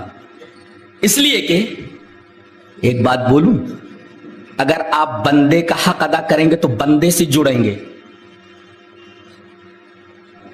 नोट किया जाए कि अगर आप बंदे के हुकूक को अदा करेंगे तो बंदे से जुड़ेंगे, और नमाज पढ़ेंगे तो अल्लाह से जुड़ेंगे। ये मैं नहीं कह रहा, ये सूरह इकरा की आखिरी आयत है। वस्जुद वक्तरिब, नमाज पढ़ करीब हो जाए। यहां सजदा को पूरी नमाज कहा गया है, इसलिए कि सजदा इधर हकीकत नमाज है। सजदे को अगर नमाज से निकाल दिया जाए तो भी नमाज कहां है? इसी वजह से अल्लाह के रसूल सल्लल्लाहु अलैहि वसल्लम ने इरशाद फरमाया, सजदे में जाओ तो खूब दुआएं मांगो। इसलिए कि वस्जुद वक्तरिब, सजदे में जाकर तो बंदा अल्लाह के बहुत करीब हो गया, और जब कुर्बत हासिल हो गई, मकामे कुर्बत पर बंदा पहुंच गया, तो मांगे ना अल्लाह से जो मांगना है, मकामे कुर्बत पर पहुंचाओ। वस्जुद वक्तरिब। तो अगर बंदे को बंदे से करीब होना है तो हुकूकुल इबाद अदा करे, और अगर अल्लाह से करीब होना है तो खुद कुरान ने बताया कि अगर कुर्बत चाहिए तो नमाज अव्वले स्टेप पर जरूरी है, पहले ही कदम के ऊपर जरूरी है। वस्जुद वक्तरिब, बंदे का हक अदा करो, बंदे से करीब हो जाओगे। नमाज पढ़ो तो अल्लाह से करीब हो जाओगे। लेकिन यहां कहा गया जहन्नम है नमाज पढ़ने वालों के लिए। अजीब बात कही, जहन्नम है नमाज पढ़ने वालों के लिए। अब यहीं रुक गए तो मसला बड़ा खराब हो जाता ना है?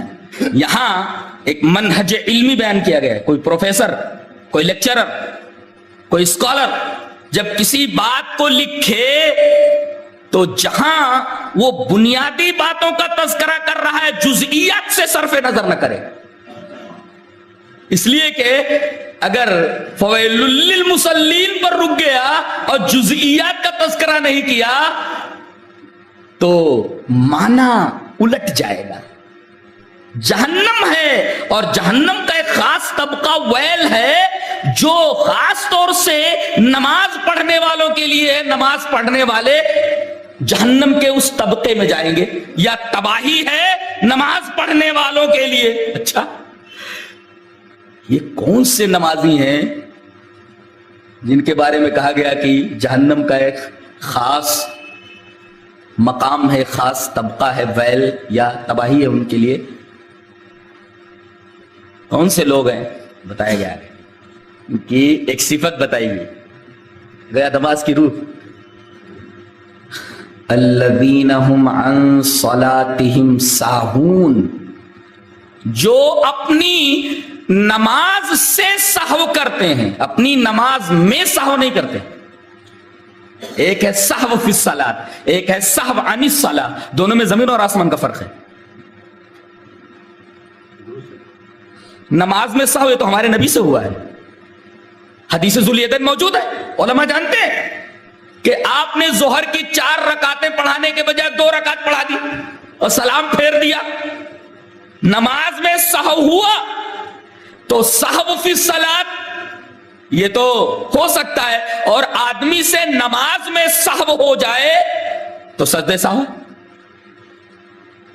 تو سہو فی الصلاۃ یہ تو فطری ہے، نیچرل ہے، آدمی نماز میں سہو کر سکتا ہے، نماز میں اس سے سہو ہو سکتا ہے۔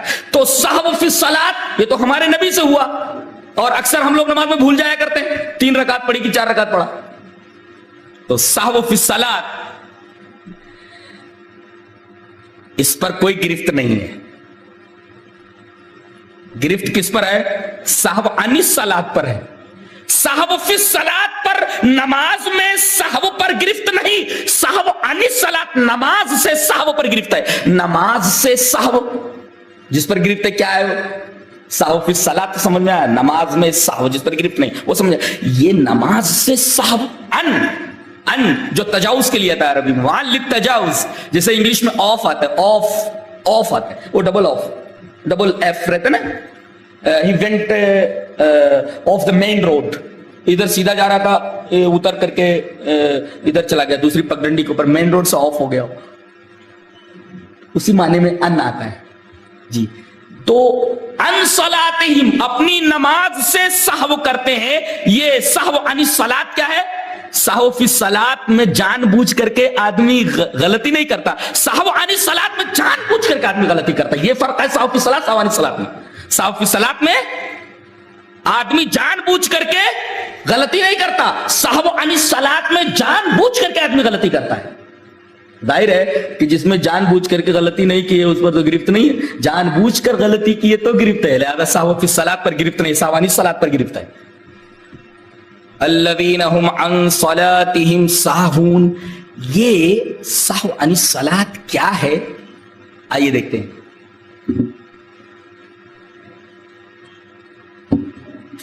مفسرین نے اس کی تفسیر کی ہے، نماز کو ان کی اوقات سے مؤخر کر دینا بلا عذر، ظہر کی نماز چھوڑ دینا، عصر کی نماز چھوڑ دینا، کبھی بھی پڑھ لینا، نماز کو ان کی اوقات سے، ان کے اوقات سے مؤخر کر دینا سہو عن الصلاۃ۔ دوسرے وقت بے وقت پڑھنا یہ تو سہو عن الصلاۃ ہے ہی، ساتھ ساتھ ایک اور نقطہ ملحوظ رہے، نماز پڑھتا ہے مگر نماز محمدی نہیں ادا کرتا، سہو عن الصلاۃ۔ مطالبہ یہ ہے کہ ہم رسول کی طرح، جس طرح رسول نے ہمیں بتایا اس طرح نماز پڑھیں۔ مسند احمد کی وہ روایت تو آپ کے سامنے ہے، صلو کما رأیتمونی اصلی۔ عجیب بات تو یہ ہے کہ یہ سورہ کریمہ جس لفظ سے شروع ہو رہی ہے نا، نماز میں بھی وہی لفظ موجود ہے، رأیتا کا، رأیت الذی یکذب بالدین، وہی لفظ یہاں بھی ہے، صلو کما رأیتمونی اصلی، تم اسی طرح نماز پڑھو جس طرح تم نے مجھے نماز پڑھتے ہوئے دیکھا ہے، کسی اور کی نماز نہیں چلے گی، محمد صلی اللہ علیہ وسلم نے جو نماز پڑھی ہے وہ نماز چلے گی۔ دلیل ایک حدیث پڑھ دیتا ہوں میں، وعن حذیفہ رضی اللہ تعالی عنہ، جبکہ میں تقریر میں حدیثیں پوری پڑھتا ہوں، یہ تو تفسیر ہے. وعن حذیفہ رضی اللہ تعالی عنہ انہ رأى رجلا لا يتم ركوعه ولا سجوده فلما قضى صلاته قال له حذیفہ ما صلیت واحسبه قال لو مت على غیر سنت محمد صلی اللہ علیہ وسلم. رواہ البخاری فی کتاب الصلاۃ. حضرت امام بخاری رحمۃ اللہ علیہ اس حدیث پاک کو کتاب الصلاۃ کے اندر لائے. راوی حضرت حذیفہ ہے. حضرت حذیفہ نے دیکھا کہ ایک آدمی مسجد میں نماز پڑھ رہا ہے, اور نماز کیسی پڑھ رہا ہے؟ نہ تو سجدے برابر کر رہا ہے اور نہ رکوع برابر کر رہا ہے. لا یتم رکوعہ ولا سجودہ, اعتدال کے ساتھ نماز نہیں پڑھ رہا ہے, ارکان کو ٹھیک طریقے سے ادا نہیں کر رہا ہے جیسا کہ محمد صلی اللہ علیہ وسلم کا طریقہ تھا. جب وہ نماز پڑھ چکا, فلما قضى صلاته, جب نماز پڑھ چکا تو حضرت حذیفہ نے بلایا, کہا کہ کیا کر رہے تھے؟ کہا نماز پڑھ رہا تھا. ما صلیت, نماز نہیں پڑھی. اور آپ نے فرمایا میں جہاں تک سمجھتا ہوں لو مت علی غیر سنت محمد صلی اللہ علیہ وسلم, اگر تو ایسی منمانی والی نماز پڑھتے ہوئے مر گیا تو کم سے کم تیری موت تو سنت محمد پر نہیں ہوگی. لو مت علی غیر سنت محمد صلی اللہ علیہ وسلم, کم سے کم تیری موت تو سنت محمد پر نہیں ہوگی. یہ حدیث پاک بتا رہی ہے کہ سہو عن الصلاۃ کے اندر یہ بات بھی داخل ہے کہ نماز کو رسول اللہ صلی اللہ علیہ وسلم کے بتائے ہوئے طریقے کے مطابق ادا کیا جائے, ورنہ سہو عن الصلاۃ, اعتدال, ارکان کو صحیح طریقے سے ادا کرنا, نماز کی روح خشوع خضوع, ڈوب جانا اس طرح. پہلے تو یہ سمجھے کہ وہ اللہ کو دیکھ رہا ہے, اور ایسا تصور نہ ہو سکے تو یہ تصور باندھے کہ کم سے کم اللہ اسے دیکھ رہا ہے. اگر یہ تصور بندھتا ہے تو سمجھو خشوع خضوع ہے اس کی نماز میں, اور اس کی نماز محمد صلی اللہ علیہ وسلم کے طریقے کے مطابق ہے. تو فویل للمصلین, جہنم ہے, تباہی ہے نماز پڑھنے والوں کے لیے. یہ کون سے نمازیوں کے لیے؟ جو خالی مصلی ہیں, مقیم الصلاۃ نہیں. جی, مطالبہ خالی نماز کا نہیں ہے, مطالبہ اقامت صلاۃ کا ہے, اور یہی دعا ابراہیمی ہے, رب اجعلنی مقیم الصلاۃ. یہ نہیں فرمایا رب اجعلنی مصلیا, اے اللہ مجھے مصلی بنا دینا. کیا فرمایا, کیا دعا کی انہوں نے؟ قرآن میں سورہ ابراہیم میں حضرت ابراہیم کی دعا ہے, رب اجعلنی مقیم الصلاۃ, اے میرے رب مجھے تو مقیم الصلاۃ بنا. مقیم الصلاۃ نماز کا سیدھا کرنے والا. میتھمیٹکس کے طلبہ بیٹھے ہوئے ہیں, زاویہ قائمہ کیسا ہوتا ہے؟ زاویہ قائمہ 90 ڈگری کا ہوتا ہے, 90 ڈگری کا ہوتا ہے.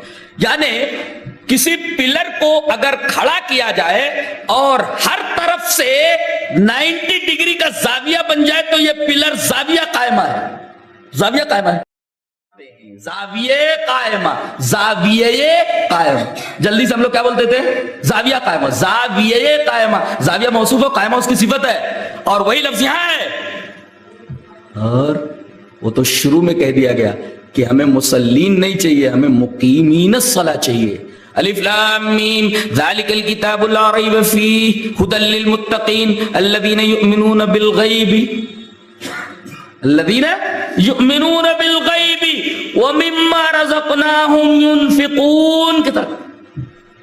جگہ جگہ آپ دیکھیے کہ اللہ تبارک و تعالی نے نماز کے ساتھ اقامت کا لفظ, اقاموا الصلاۃ وآتوا الزکاۃ, اقاموا الصلاۃ وآتوا الزکاۃ, اقاموا الصلاۃ وآتوا الزکاۃ. اور دعا ابراہیمی میں خاص طور سے یہ لفظ اقامت لانا اسی فلسفے کی طرف مشیر ہے. رب اجعلنی مقیم الصلاۃ, اے میرے رب مجھے تو نماز کا قائم کرنے والا بنا, اس کا ہر رکن زاویہ قائمہ ہو جناب محمد رسول اللہ صلی اللہ علیہ وسلم کے طریقے کے مطابق.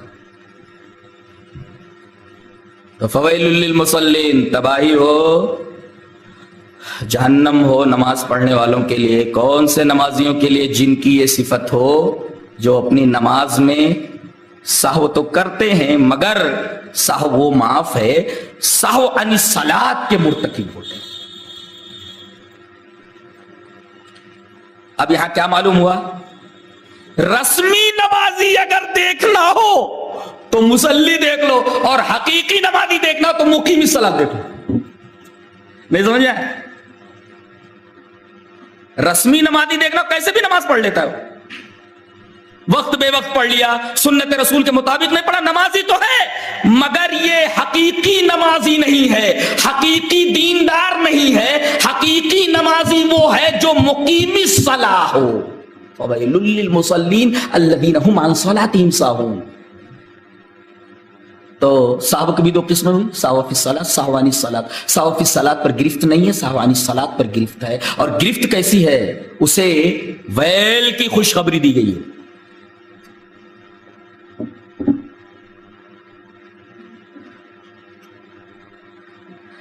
उसके बाद अल्लज़ीना हुम युराऊन। अब देखिए, अब हुकूकुल्लाह में सबसे पहले नमाज का तज़किरा किया गया और नमाज की एक खास अलामत बताई गई, ये होना चाहिए तब आदमी हकीकी नमाजी होगा। उसके बाद अगला टुकड़ा बड़ा अजीब है, अल्लज़ीना हुम युराऊन, वो लोग जो नमाज में और दीगर आमाल में रियाकारी करते हैं। यहां कहा गया नमाज से सहव करते हैं, लेकिन जब युराऊन आया तो वहां नमाज का तज़किरा नहीं किया गया, उसको आम रखा गया। पहले खास का तज़किरा हुआ, फिर रिया का तज़किरा करने के बाद उमूम लाया गया। क्या गुफ्तगू का अंदाज, अल्लाह अकबर, मेरे पास अल्फाज नहीं कि मैं शरह कर सकूं। पहले खास बात बताई गई, उसके बाद ये कहा गया अल्लज़ीना हुम युराऊन, जो रियाकारी करते हैं। रियाकारी किसमें? नमाज में रियाकारी करते हैं, दिखावे के लिए पढ़ लेते। अच्छा, और रिया का मामला इससे भी वसी है। सिर्फ नमाज के अंदर रिया मत लो इसलिए कि हमने युराऊन के बाद फिर सलात नहीं कहा है, बल्कि नमाज में भी रिया होती है, रियाकारी से लोग नमाज पढ़ते हैं। और दूसरे ये कि किसी भी अमल में रिया नहीं होना चाहिए, रिया नहीं होना चाहिए। यहां एक अजीबो गरीब नुक्ता जो आप आज यहां से लेकर जाएंगे, आप मेरी तरफ बिल्कुल मुतवज्जह हो जाइए। ये नुक्ता अगर आप नहीं समझे और आप लेकर नहीं गए तो हमारी इस नशस्त का इनेकाद पाए तकमील को नहीं पहुंच सकता। साहव कैसे पैदा होता है और रिया का वजूद कब होता है, तब ना बचेंगे। साहव कैसे पैदा होता है? साहव माने गफलत। ये गफलत कैसे पैदा हुई नमाज में, और रिया कैसे पैदा होता है, रिया का वजूद कैसे होता है? बताया जाए कि सहव कैसे पैदा होता है, रिया कैसे वजूद में आता है, तब ना हमें मालूम होगा कि हम कैसे बचें गफलत से, सहव से और रिया से। सूफिया भी तशरीफ फरमा है, उलमाए किराम भी है, स्कॉलर्स बैठे हुए हैं, बड़े अदब व एहतराम के साथ ये नुक्ता उनके हुजूर की खिदमत में। गफलत कब पैदा होती है? जब दिल पर, मेरी तरफ मुतवज्जो हो जाइए, गफलत कब पैदा होती है, सहव कब पैदा होता है? जब दिल पर अल्लाह के बजाय नफ्स का गलबा हो जाए, नफ्स हाकिम हो जाए, दिल पर अल्लाह की हुकूमत खत्म होकर के नफ्स की हुकूमत हो जाए, तो नफ्स अम्मारा का काम ही है दिल को गाफिल कर देना। तो दिल में गफलत कब पैदा होती है? जब अल्लाह तबारक व तआला की हुकूमत दिल पर से खत्म हो जाए और नफ्स की हुकूमत दिल के ऊपर हो जाए, तब गफलत पैदा होती है। अच्छा, रिया कब पैदा होती है? जब अल्लाह तबारक व तआला खालिक की मोहब्बत दिल से निकलकर, दिमाग से निकलकर मखलूक की मोहब्बत दाखिल हो जाए, तब रिया पैदा होती है। लोगों को दिखाने के लिए, तो खालिक को खुश करने के लिए अगर करता तो इखलास होता। लोग देखें कि मैं बड़ा नमाजी हूं, लोग देखें कि मैं बड़ा परहेजगार हूं, लोग देखें कि मैं दीन का बड़ा काम कर रहा हूं। रिया किस लिए? मखलूक को दिखाने के लिए। तो जब दिल के ऊपर से अल्लाह की हुकूमत खत्म हो जाए, नफ्स अम्मारा की हुकूमत हो जाए, तो गफलत पैदा होती है। और खालिक को खुश करने के बजाय आदमी जब मखलूक को खुश करने में लग जाए तो रिया पैदा होती है। और नुक्ता मलहूज रखा जाए کہ اگر یہی دونوں چیزیں قربان کر دی جائیں رب کی بارگاہ میں، نفس کو قربان کر دیا جائے اور مخلوق کو قربان کر دیا جائے، تب توحید کامل پیدا ہوتی ہے۔ نماز کے سینس میں توحید کامل کا بیان ہے۔ قربان جائیے اس انداز بیان کے اوپر۔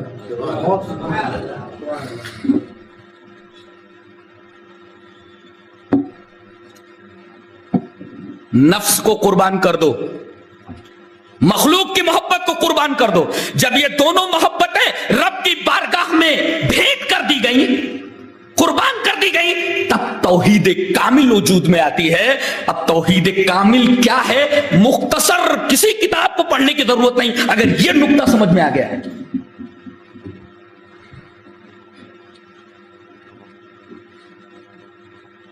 مخلوق کی وجہ سے ریا پیدا ہوتی ہے، نفس کی وجہ سے غفلت پیدا ہوتی ہے، ان دونوں چیزوں کو قربان کر دو، توحید کامل وجود میں آ جاتی ہے۔ فویل للمصلین، نماز کے بیچ میں توحید کا تذکرہ، کیا انداز بیان ہے، سبحان اللہ۔ کیسی سورہ، ایسی کتاب ہم لوگوں کے پاس ہے، پھر بھی ذلیل و خوار ہیں پوری دنیا میں، کیا کہا جائے گا، اتنا رویا جائے، ماتم کیا جائے۔ بقول پروفیسر اشفاق انجم کے، کرچیاں چن رہا ہوں پلکوں سے، خواب ٹوٹے ہوئے زمانہ ہوا آج۔ کیا ہم لوگ چنو کرچیاں چن رہا ہوں پلکوں سے، پوری دیوان دی جا سکتی ہے اس شعر کے بدلے۔ کرچیاں چن رہا ہوں پلکوں سے، خواب ٹوٹے ہوئے زمانہ ہوا۔ اساتذہ فنی ایسا شعر کہہ سکتے ہیں۔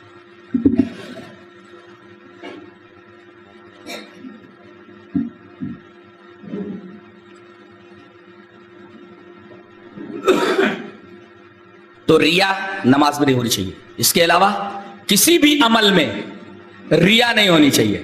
اب یہاں ایک نقطہ ہم بتا دیں کہ ریا کا حکم کیا ہے۔ ہم کوئی کام کرنے کے لیے گئے، ریا آ گئی، ریا کا عمل دخل ہو گیا، اب مشرک ہو گئے ہم۔ حدیث میں تو یہ ہے کہ عبادت میں اگر مخلوق کی خوشنودی بھی داخل کر دی گئی تو شرک ہے۔ ریا کو اس وجہ سے شرک آ گیا، اور یہ میں نہیں کہہ رہا، حدیث میں، حدیث پڑھ دیتا ہوں۔ ان اخوف ما اخاف علیکم الشرک الخفی، قالوا وما الشرک الخفی یا رسول اللہ؟ قال الریا۔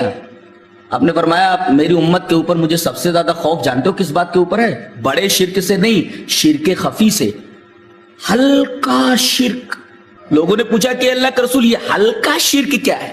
وما الشرک الخفی، جو خفی جلی کے مقابلے میں، شرک خفی کیا ہے اللہ کے رسول، جس سے امت کے تعلق سے آپ ڈر رہے سب سے زیادہ؟ ان اخوف ما اخاف علیکم، تمہارے اوپر میں سب سے زیادہ جو ڈر رہا ہوں شرک خفی ہے وہ۔ لوگوں نے پوچھا اللہ کے رسول شرک خفی کیا ہے؟ نے فرمایا الریا، کوئی کام اللہ کے لیے نہ کر کے آدمی اس میں مخلوق کی خوشنودی بھی چاہے، یہ ریا ہے۔ تو نبی کریم صلی اللہ علیہ وسلم نے فرمایا تو شرک خفی ہے، تو آدمی مشرک ہو گیا؟ نہیں، مشرک نہیں ہو، جس عمل میں اس نے شرک داخل کر لیا، ریا داخل کر لیا، وہ عمل مقبول نہیں ہے۔ یہ ریا کا حکم ہے، یعنی مومن کبھی ریاکار ہو سکتا ہے، یہ نقطہ یاد رکھا جائے۔ جی ریا کی وجہ سے وہ کافر نہیں، وہ اب بھی مومن ہے، یعنی بعض مومن ریاکار ہے، بعض ریاکار مومن ہے۔ نسب اربعہ میں سے عموم خصوص من وجہین کی نسبت، بعض مومن ریاکار، بعض ریاکار مومن ہے۔ بعض الحیوان ابیض و بعض الابیض حیوان، نسب اربعہ میں سے چوتھی نسبت، عموم خصوص من وجہین کی۔ تو ایسا مت کہو کہ کسی نے اگر ریاکاری سے کوئی کام کر دیا تو دائرہ ایمان سے خارج ہو گیا۔ مومن ریاکار ہو سکتا ہے، لیکن جس عمل میں اس نے ریاکاری کی ہے، اللہ کہہ رہا ترکتہ وشرکہ، میں نے اس کو چھوڑ دیا، اس کے شرک کو چھوڑ دیا، اس کا مطلب اس کا وہ عمل مقبول نہیں ہے۔ دوسرا کام جو خالص لوجہ اللہ کرتا ہے وہ عمل مقبول ہے۔ جس عمل میں ریا آ گیا، شرک آ گیا، شرک خفی آ گیا، وہ عمل اللہ قبول نہیں کرتا۔ بقیہ وہی بندہ جو اس معاملے میں ریاکاری کر رہا ہے، جیسے دوسرے معاملے کے اندر اگر خالص لوجہ اللہ کوئی کام کر رہا ہے، اللہ اسے قبول کرے گا۔ کسی شاعر نے ایک شاعر سے سوال کیا، کوئی نصیحت کیجئے، بولتا ہے، کیا بولتا ہے؟ بہت سارے سوالات کیے اس نے، دنیا کیا ہے، موت کسے کہتے ہیں، عشق کسے کہتے ہیں، محبت کسے کہتے ہیں، وغیرہ وغیرہ۔ آخر میں پوچھتا ہے، آخر میں یہ کہتا ہے کوئی نصیحت کیجئے۔ جانتے ہیں شاعر کیا نصیحت کر رہا ہے؟ انسان کو لازم ہے رہے دور ریا سے، انسان کو لازم ہے رہے دور ریا سے، یہ چیز جدا کرتی ہے بندے کو خدا سے۔ انسان کو لازم ہے رہے دور ریا سے، یہ چیز جدا کرتی ہے بندے کو خدا سے، اس لیے کہ عبادت کوئی خالص رہی نہیں جاتی اگر اس میں اللہ کی خوشنودی کے بجائے اللہ کی خوشنودی کے ساتھ مخلوق کی خوشنودی بھی داخل کر دی گئی۔ تو کسی عمل کو ریا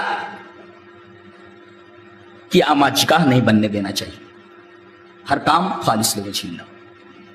آخری ٹکڑا، اس ٹکڑے نے مجھے کافی پریشان کیا۔ بردر آصف سے میں نے کہا کہ تمام آیتیں تو سمجھ میں آ گئیں، لیکن آخری ٹکڑے کا آخری آیت کا ماقبل کی آیتوں سے ربط سمجھ میں نہیں آ رہا ہے کیا ہے۔ تو علامہ شنقیطی کی اضواء البیان سے انہوں نے چند صفحات زیروس کرا کے بھیجے، میں نے غور کیا تو وہ سر کھل گیا، اور اس آخری آیت کریمہ کا ماقبل کی آیتوں سے جو ربط تھا وہ سمجھ میں آ گیا۔ ظاہر ہے کہ نماز کے بعد کس چیز کا تذکرہ ہونا چاہیے؟ زکوٰۃ کا نا، نماز کے بعد زکوٰۃ کا، وَيَمْنَعُونَ الْمَاعُونَ میں اسی طرف اشارہ ہے۔ لیکن ایک عجیب و غریب انداز میں بات کہی کہ قربان جائیے، پوری سورہ کریمہ میں سب سے حسین بات، سب سے شان، ویسے ہر آیت میں حسین بات کہی گئی ہے، لیکن میں کہتا ہوں جیسے حسن غزل ہوتا ہے نا، حسن غزل، یہ آخری آیت کریمہ حسن سورہ ہے۔ وَيَمْنَعُونَ الْمَاعُونَ، رسمی دیندار وہ ہے جو معون سے روکتا ہے۔ اب ہم اس آیت کریمہ پر بحث کرنا چاہیں گے۔ پہلے معون کا مطلب سمجھ لیں، what is the meaning of معون۔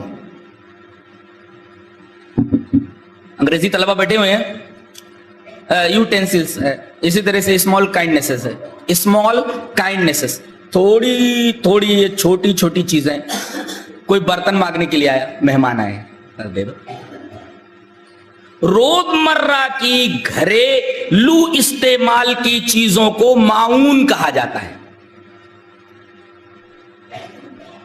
Honda ہے، بالٹی ہے، موٹر ہے، پھر پانی نہیں آ رہا موٹر دے دیجئے، مہمان آئے برتن دے دیجئے، تھوڑا مستری لوگ گھر میں آیا تھوڑا پھاوڑے کی ضرورت ہے پھاوڑا دے دیجئے۔ تو اسمال کائنڈنیسز دیٹ از کالڈ معون۔ چھوٹی چھوٹی چیزیں جو روزمرہ گھر کے کام میں آتی ہیں ان کو معون کہا جاتا ہے، یہ آپ سمجھ لیں۔ اب بتائیے، آدمی مانگ کر کے لے جا رہا ہے، قرآن حکیم کہتا ہے کہ بعض لوگ ایسے ہوتے ہیں تو یہ چھوٹی سے چھوٹی چیزیں نہیں دیتے ہیں، کیوں؟ جبکہ یقضی بھی حاجت ثم یرد، اس سے اپنی ضرورت پورا کر لے گا، اس کے بعد واپس کر دے گا۔ وہ چیز مل رہی ہے نا آپ کو۔ جب آدمی ایسی چیزیں دینے کے لیے تیار نہیں ہے جو دینے کے بعد خود اس کو مل سکتی ہے، تو وہ زکوٰۃ کیا ادا کرے گا؟ کیا تگو کا انداز ہے،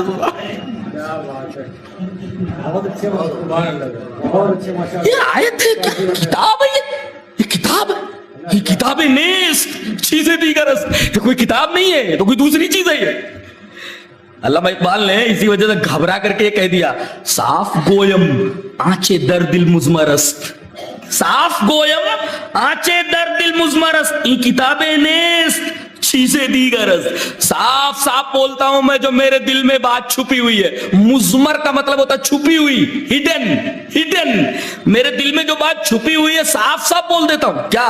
یہ کتابیں نیست، دس از ناٹ اے بک، یہ کوئی کتاب نہیں ہے، یہ تو کوئی ادر ہی تھنگ ہے، یہ کوئی دوسری چیز ہے کوئی۔ یہ کتابیں نیست چیزیں دیگر است۔ جب کوئی آدمی چھوٹی چھوٹی چیزیں، ایسی چھوٹی چیز جو دینے کے بعد واپس مل جاتی ہے، دینے پر راضی نہ ہو، وہ زکوٰۃ کیا ادا کرے گا؟ اور زکوٰۃ ادا نہیں کہ صدقات کیا دے گا؟ زکوٰۃ تو واجب ہوتی ہے، وہ نہیں ادا کرے گا تو صدقات تو اختیاری ہے، اسے کیا ادا کرے گا وہ؟ اور کسی کو قرض کی ضرورت آ جائے قرض بھی نہیں دے گا یہ. اب بتائیے جس معاشرے کے اندر چھوٹی چھوٹی چیزیں جو دے کر واپس مل سکتی ہیں دینے کا تصور نہ ہو, زکات نہ ادا کی جائے, صدقات نہ دیے جائے, قرض حسنہ نہ دیا جائے, تفشی ربا اس معاشرے کے اندر لازم ہے. سود پھیل جائے گا اور پورا معاشرہ سود کی لپیٹ میں آ جائے گا. جی پورا معاشرہ سود کی لپیٹ میں آ جائے گا, سود کی لعنت میں گرفتار ہو جائے گا. یہ قرآن حکیم کا اندازہ بیان ہے. طبیعت پریشان ہو گئی ہے. یہ آیت کریمہ کیا کیا, جیسا کہ پروفیسر صاحب نے بتایا, مانوی تہداریاں اتنی ہیں کہ پرتے کھولتے جاؤ. ابھی تو ہم تذکر کے حد تک بحث کر رہے ہیں. ابھی دین کا 13 معنی ہے, اس کے اوپر تو ہم نے بحث ہی نہیں کیا. تدبر تو ہم نے کیا ہی نہیں ہے. تدبر کے لیے دوسری نشست انشاءاللہ. ہاں ابھی ہم نے تذکر کے حد تک بحث کی ہے سورہ کریمہ کے اوپر. وَيَمْنَعُونَ الْمَاعُونَ, یہ لوگ معاون. اچھا ایک عجیب و غریب بات کہی گئی, دیتا نہیں ہے, دوسرا دینے لگے تو کہتا دینے کا نہیں. وَيَمْنَعُونَ الْمَاعُونَ, روکتا ہے معاون سے. اب بتائیے اس آدمی کی کیا حالت ہوگی, یہ دیندار ہے یہ. اب ٹوپی پہن لے, کرتا پہن لے, داڑھی رکھ لے, یہ آدمی دیندار ہے. وَيَمْنَعُونَ الْمَاعُونَ, یہ تو معاون سے روکتے ہیں, خود دیتا نہیں, دوسرے دینے لگتے. کائے کو دیتا ہے, پھاوڑا دیا نا واپس نہیں آئے گا.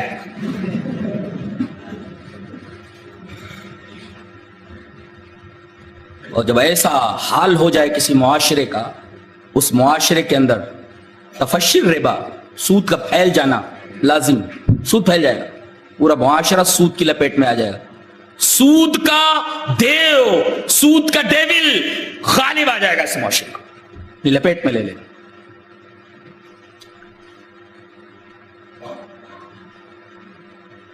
جنگ حنین کے موقع پر پیارے نبی جناب محمد رسول اللہ صلی اللہ علیہ وسلم علیہ, آپ نے جنگ حنین کے موقع پر صفوان ابن امیہ جو ابھی ایمان نہیں لایا تھا, کہا کہ لڑنے کے لیے کچھ ہتھیار دے دو, آریتن واپس کر دیں گے. صفوان ابن امیہ سے نبی کریم صلی اللہ علیہ وسلم نے, ابو داؤد کی روایت ہے اور احمد کی بھی ہے, ابو داؤد اور احمد کی روایت ہے, صفوان ابن امیہ سے نبی کریم صلی اللہ علیہ وسلم نے یہ کہا کہ مجھے کچھ ہتھیاروں کی ضرورت ہے. ہتھیار روزمرہ استعمال ہوتے تھے, استعمال کر کے ہم دے دیں گے, ہمیں ہتھیار دے دو. جانتے ہیں اس بدماش نے کیا کہا, غصباً یا محمد, لے لیں گے دیں گے بھی. غصباً یا محمد, یہ ترجمہ ہوا غصباً یا محمد, غصب کر لیں گے نا, لے کر دیں گے تھوڑی. آپ لے کر دینے کا ارادہ ہے. نبی کریم صلی اللہ علیہ وسلم فرمایا, نبی ہوں بھائی, میں نبی ہوں, میں آریت مضمون, آریت مضمون. یہاں پر رک کر کے ایک مسئلہ سمجھ لیا جائے کہ ایک شخص اپنے پڑوس میں گیا کوئی چیز مانگنے کے لیے, آریتن کہ دے دو, استعمال کر کے واپس دے دوں گا. جس سے مانگ رہا ہے یہ اس کے لیے دینا واجب ہے, ضروری ہے یا ضروری نہیں ہے, یہ مسئلہ بیان کر دینا ضروری. ایک چیز مانگنے کے لیے میں گیا اپنے پڑوسی کے پاس, معاون ہے وہ, روزمرہ کے استعمال کی چیز ہے, اب میں مانگ رہا ہوں تو اس کے اوپر دینا واجب ہے, ضروری ہے, دے وہ, نہ دے تو گنہگار ہوگا. جی یہاں بھی دو تقسیم کر لیتے ہیں, حالت اختیار میں شرعاً مستحب, حالت اضطرار میں شرعاً واجب. مسئلہ ختم. نہیں سمجھ میں آیا؟ حالت اختیار دوسری جگہ بھی مل سکتا ہے, خرید کر بھی لا سکتا ہے, بڑا آدمی ہے.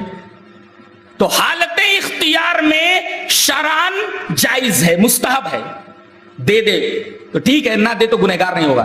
لیکن اگر اضطرار ہے, مجبور ہے وہ, اور اس کو سخت ضرورت ہے, اس کے بغیر چل نہیں سکتا, تو حالت اضطرار میں دینا شرعاً واجب ہے, اور حالت اختیار میں دینا شرعاً جائز اور مستحب ہے. یہ ہے عاریت کا مسئلہ. اب یہ چیز ہم نے دے دی, اس کے پاس ضائع ہو گئی, تو اس طرف فقہا کے دو گروپ ہو گئے ہیں. ایک اس کو امانت کہتا ہے عاریت کو, اور فقہا کا ایک گروپ اس کو مضمونہ کہتا ہے ایک امانہ بولتا ہے، ایک مضمونہ بولتا ہے. اور میرا رجحان یہ ہے کہ آریت جو ہے مضمون ہوتی ہے، جبکہ حضرت امام ابو حنیفہ اور حضرت امام مالک اس طرف گئے ہیں کہ آریت امانت ہے، ضائع ہو جائے. اب یہ گلاس آپ مانگ کر لے گئے، ٹوٹ گیا، تو اب میں کہوں اس کا پیسہ دو، دینا ہے اس کا پیسہ. امام ابو حنیفہ رحمۃ اللہ علیہ، امام مالک کہتے ہیں یہ امانت ہے، ٹوٹ گیا ٹوٹ گیا، تاوان کی ضرورت نہیں ہے. لیکن میرا رجحان اس طرف ہے کہ یہ جو آریت میں لی ہوئی چیز ہے، مسئلہ یہ ہے کہ وہ مضمونہ ہے، مضمونہ زمان سے ہے. گویا کہ آپ نے لیا تو وارنٹی آپ نے دیا، وارنٹی، ضمانت دہی. وارنٹی کا ترجمہ کیا ہوگا؟ ضمانت دہی. دہی خالی ضمانت نہیں، ضمانت دہی، وارنٹی. تو اور کیسے ہوا؟ صفوان ابن امیہ ہی کی یہ روایت جو احمد میں اور ابو داؤد میں موجود ہے، دیکھ لیتے ہیں. نبی کریم صلی اللہ علیہ وسلم نے فرمایا کہ صفوان ابن امیہ مجھے کچھ ہتھیاروں کی ضرورت ہے، دے دو، استعمال کر کے واپس دے دیں گے. وہ کہتا ہے غصباً یا محمد، لے کر دینے کا ارادہ نہیں ہے کیا؟ غصب کر لیں گے، دیں گے؟ نبی کریم صلی اللہ علیہ وسلم کہا میں نبی ہوں، آریت مضمونہ، آریت میں لے رہا ہوں، ضائع ہو گیا نا تو میں دوں گا نا. اگر چیز مثلی ہے تو مثل، ذوات الامثال ہے تو مثلی، ذوات القیم ہے تو قیمت دے دی جائے. تو وَيَمْنَعُونَ الْمَاعُونَ، جو لوگ چھوٹی چھوٹی چیزیں دیتے نہیں، کوئی دینے والا ہو تو روکتے ہیں. بتائیے ایسے معاشرے کا حال کیا ہوگا؟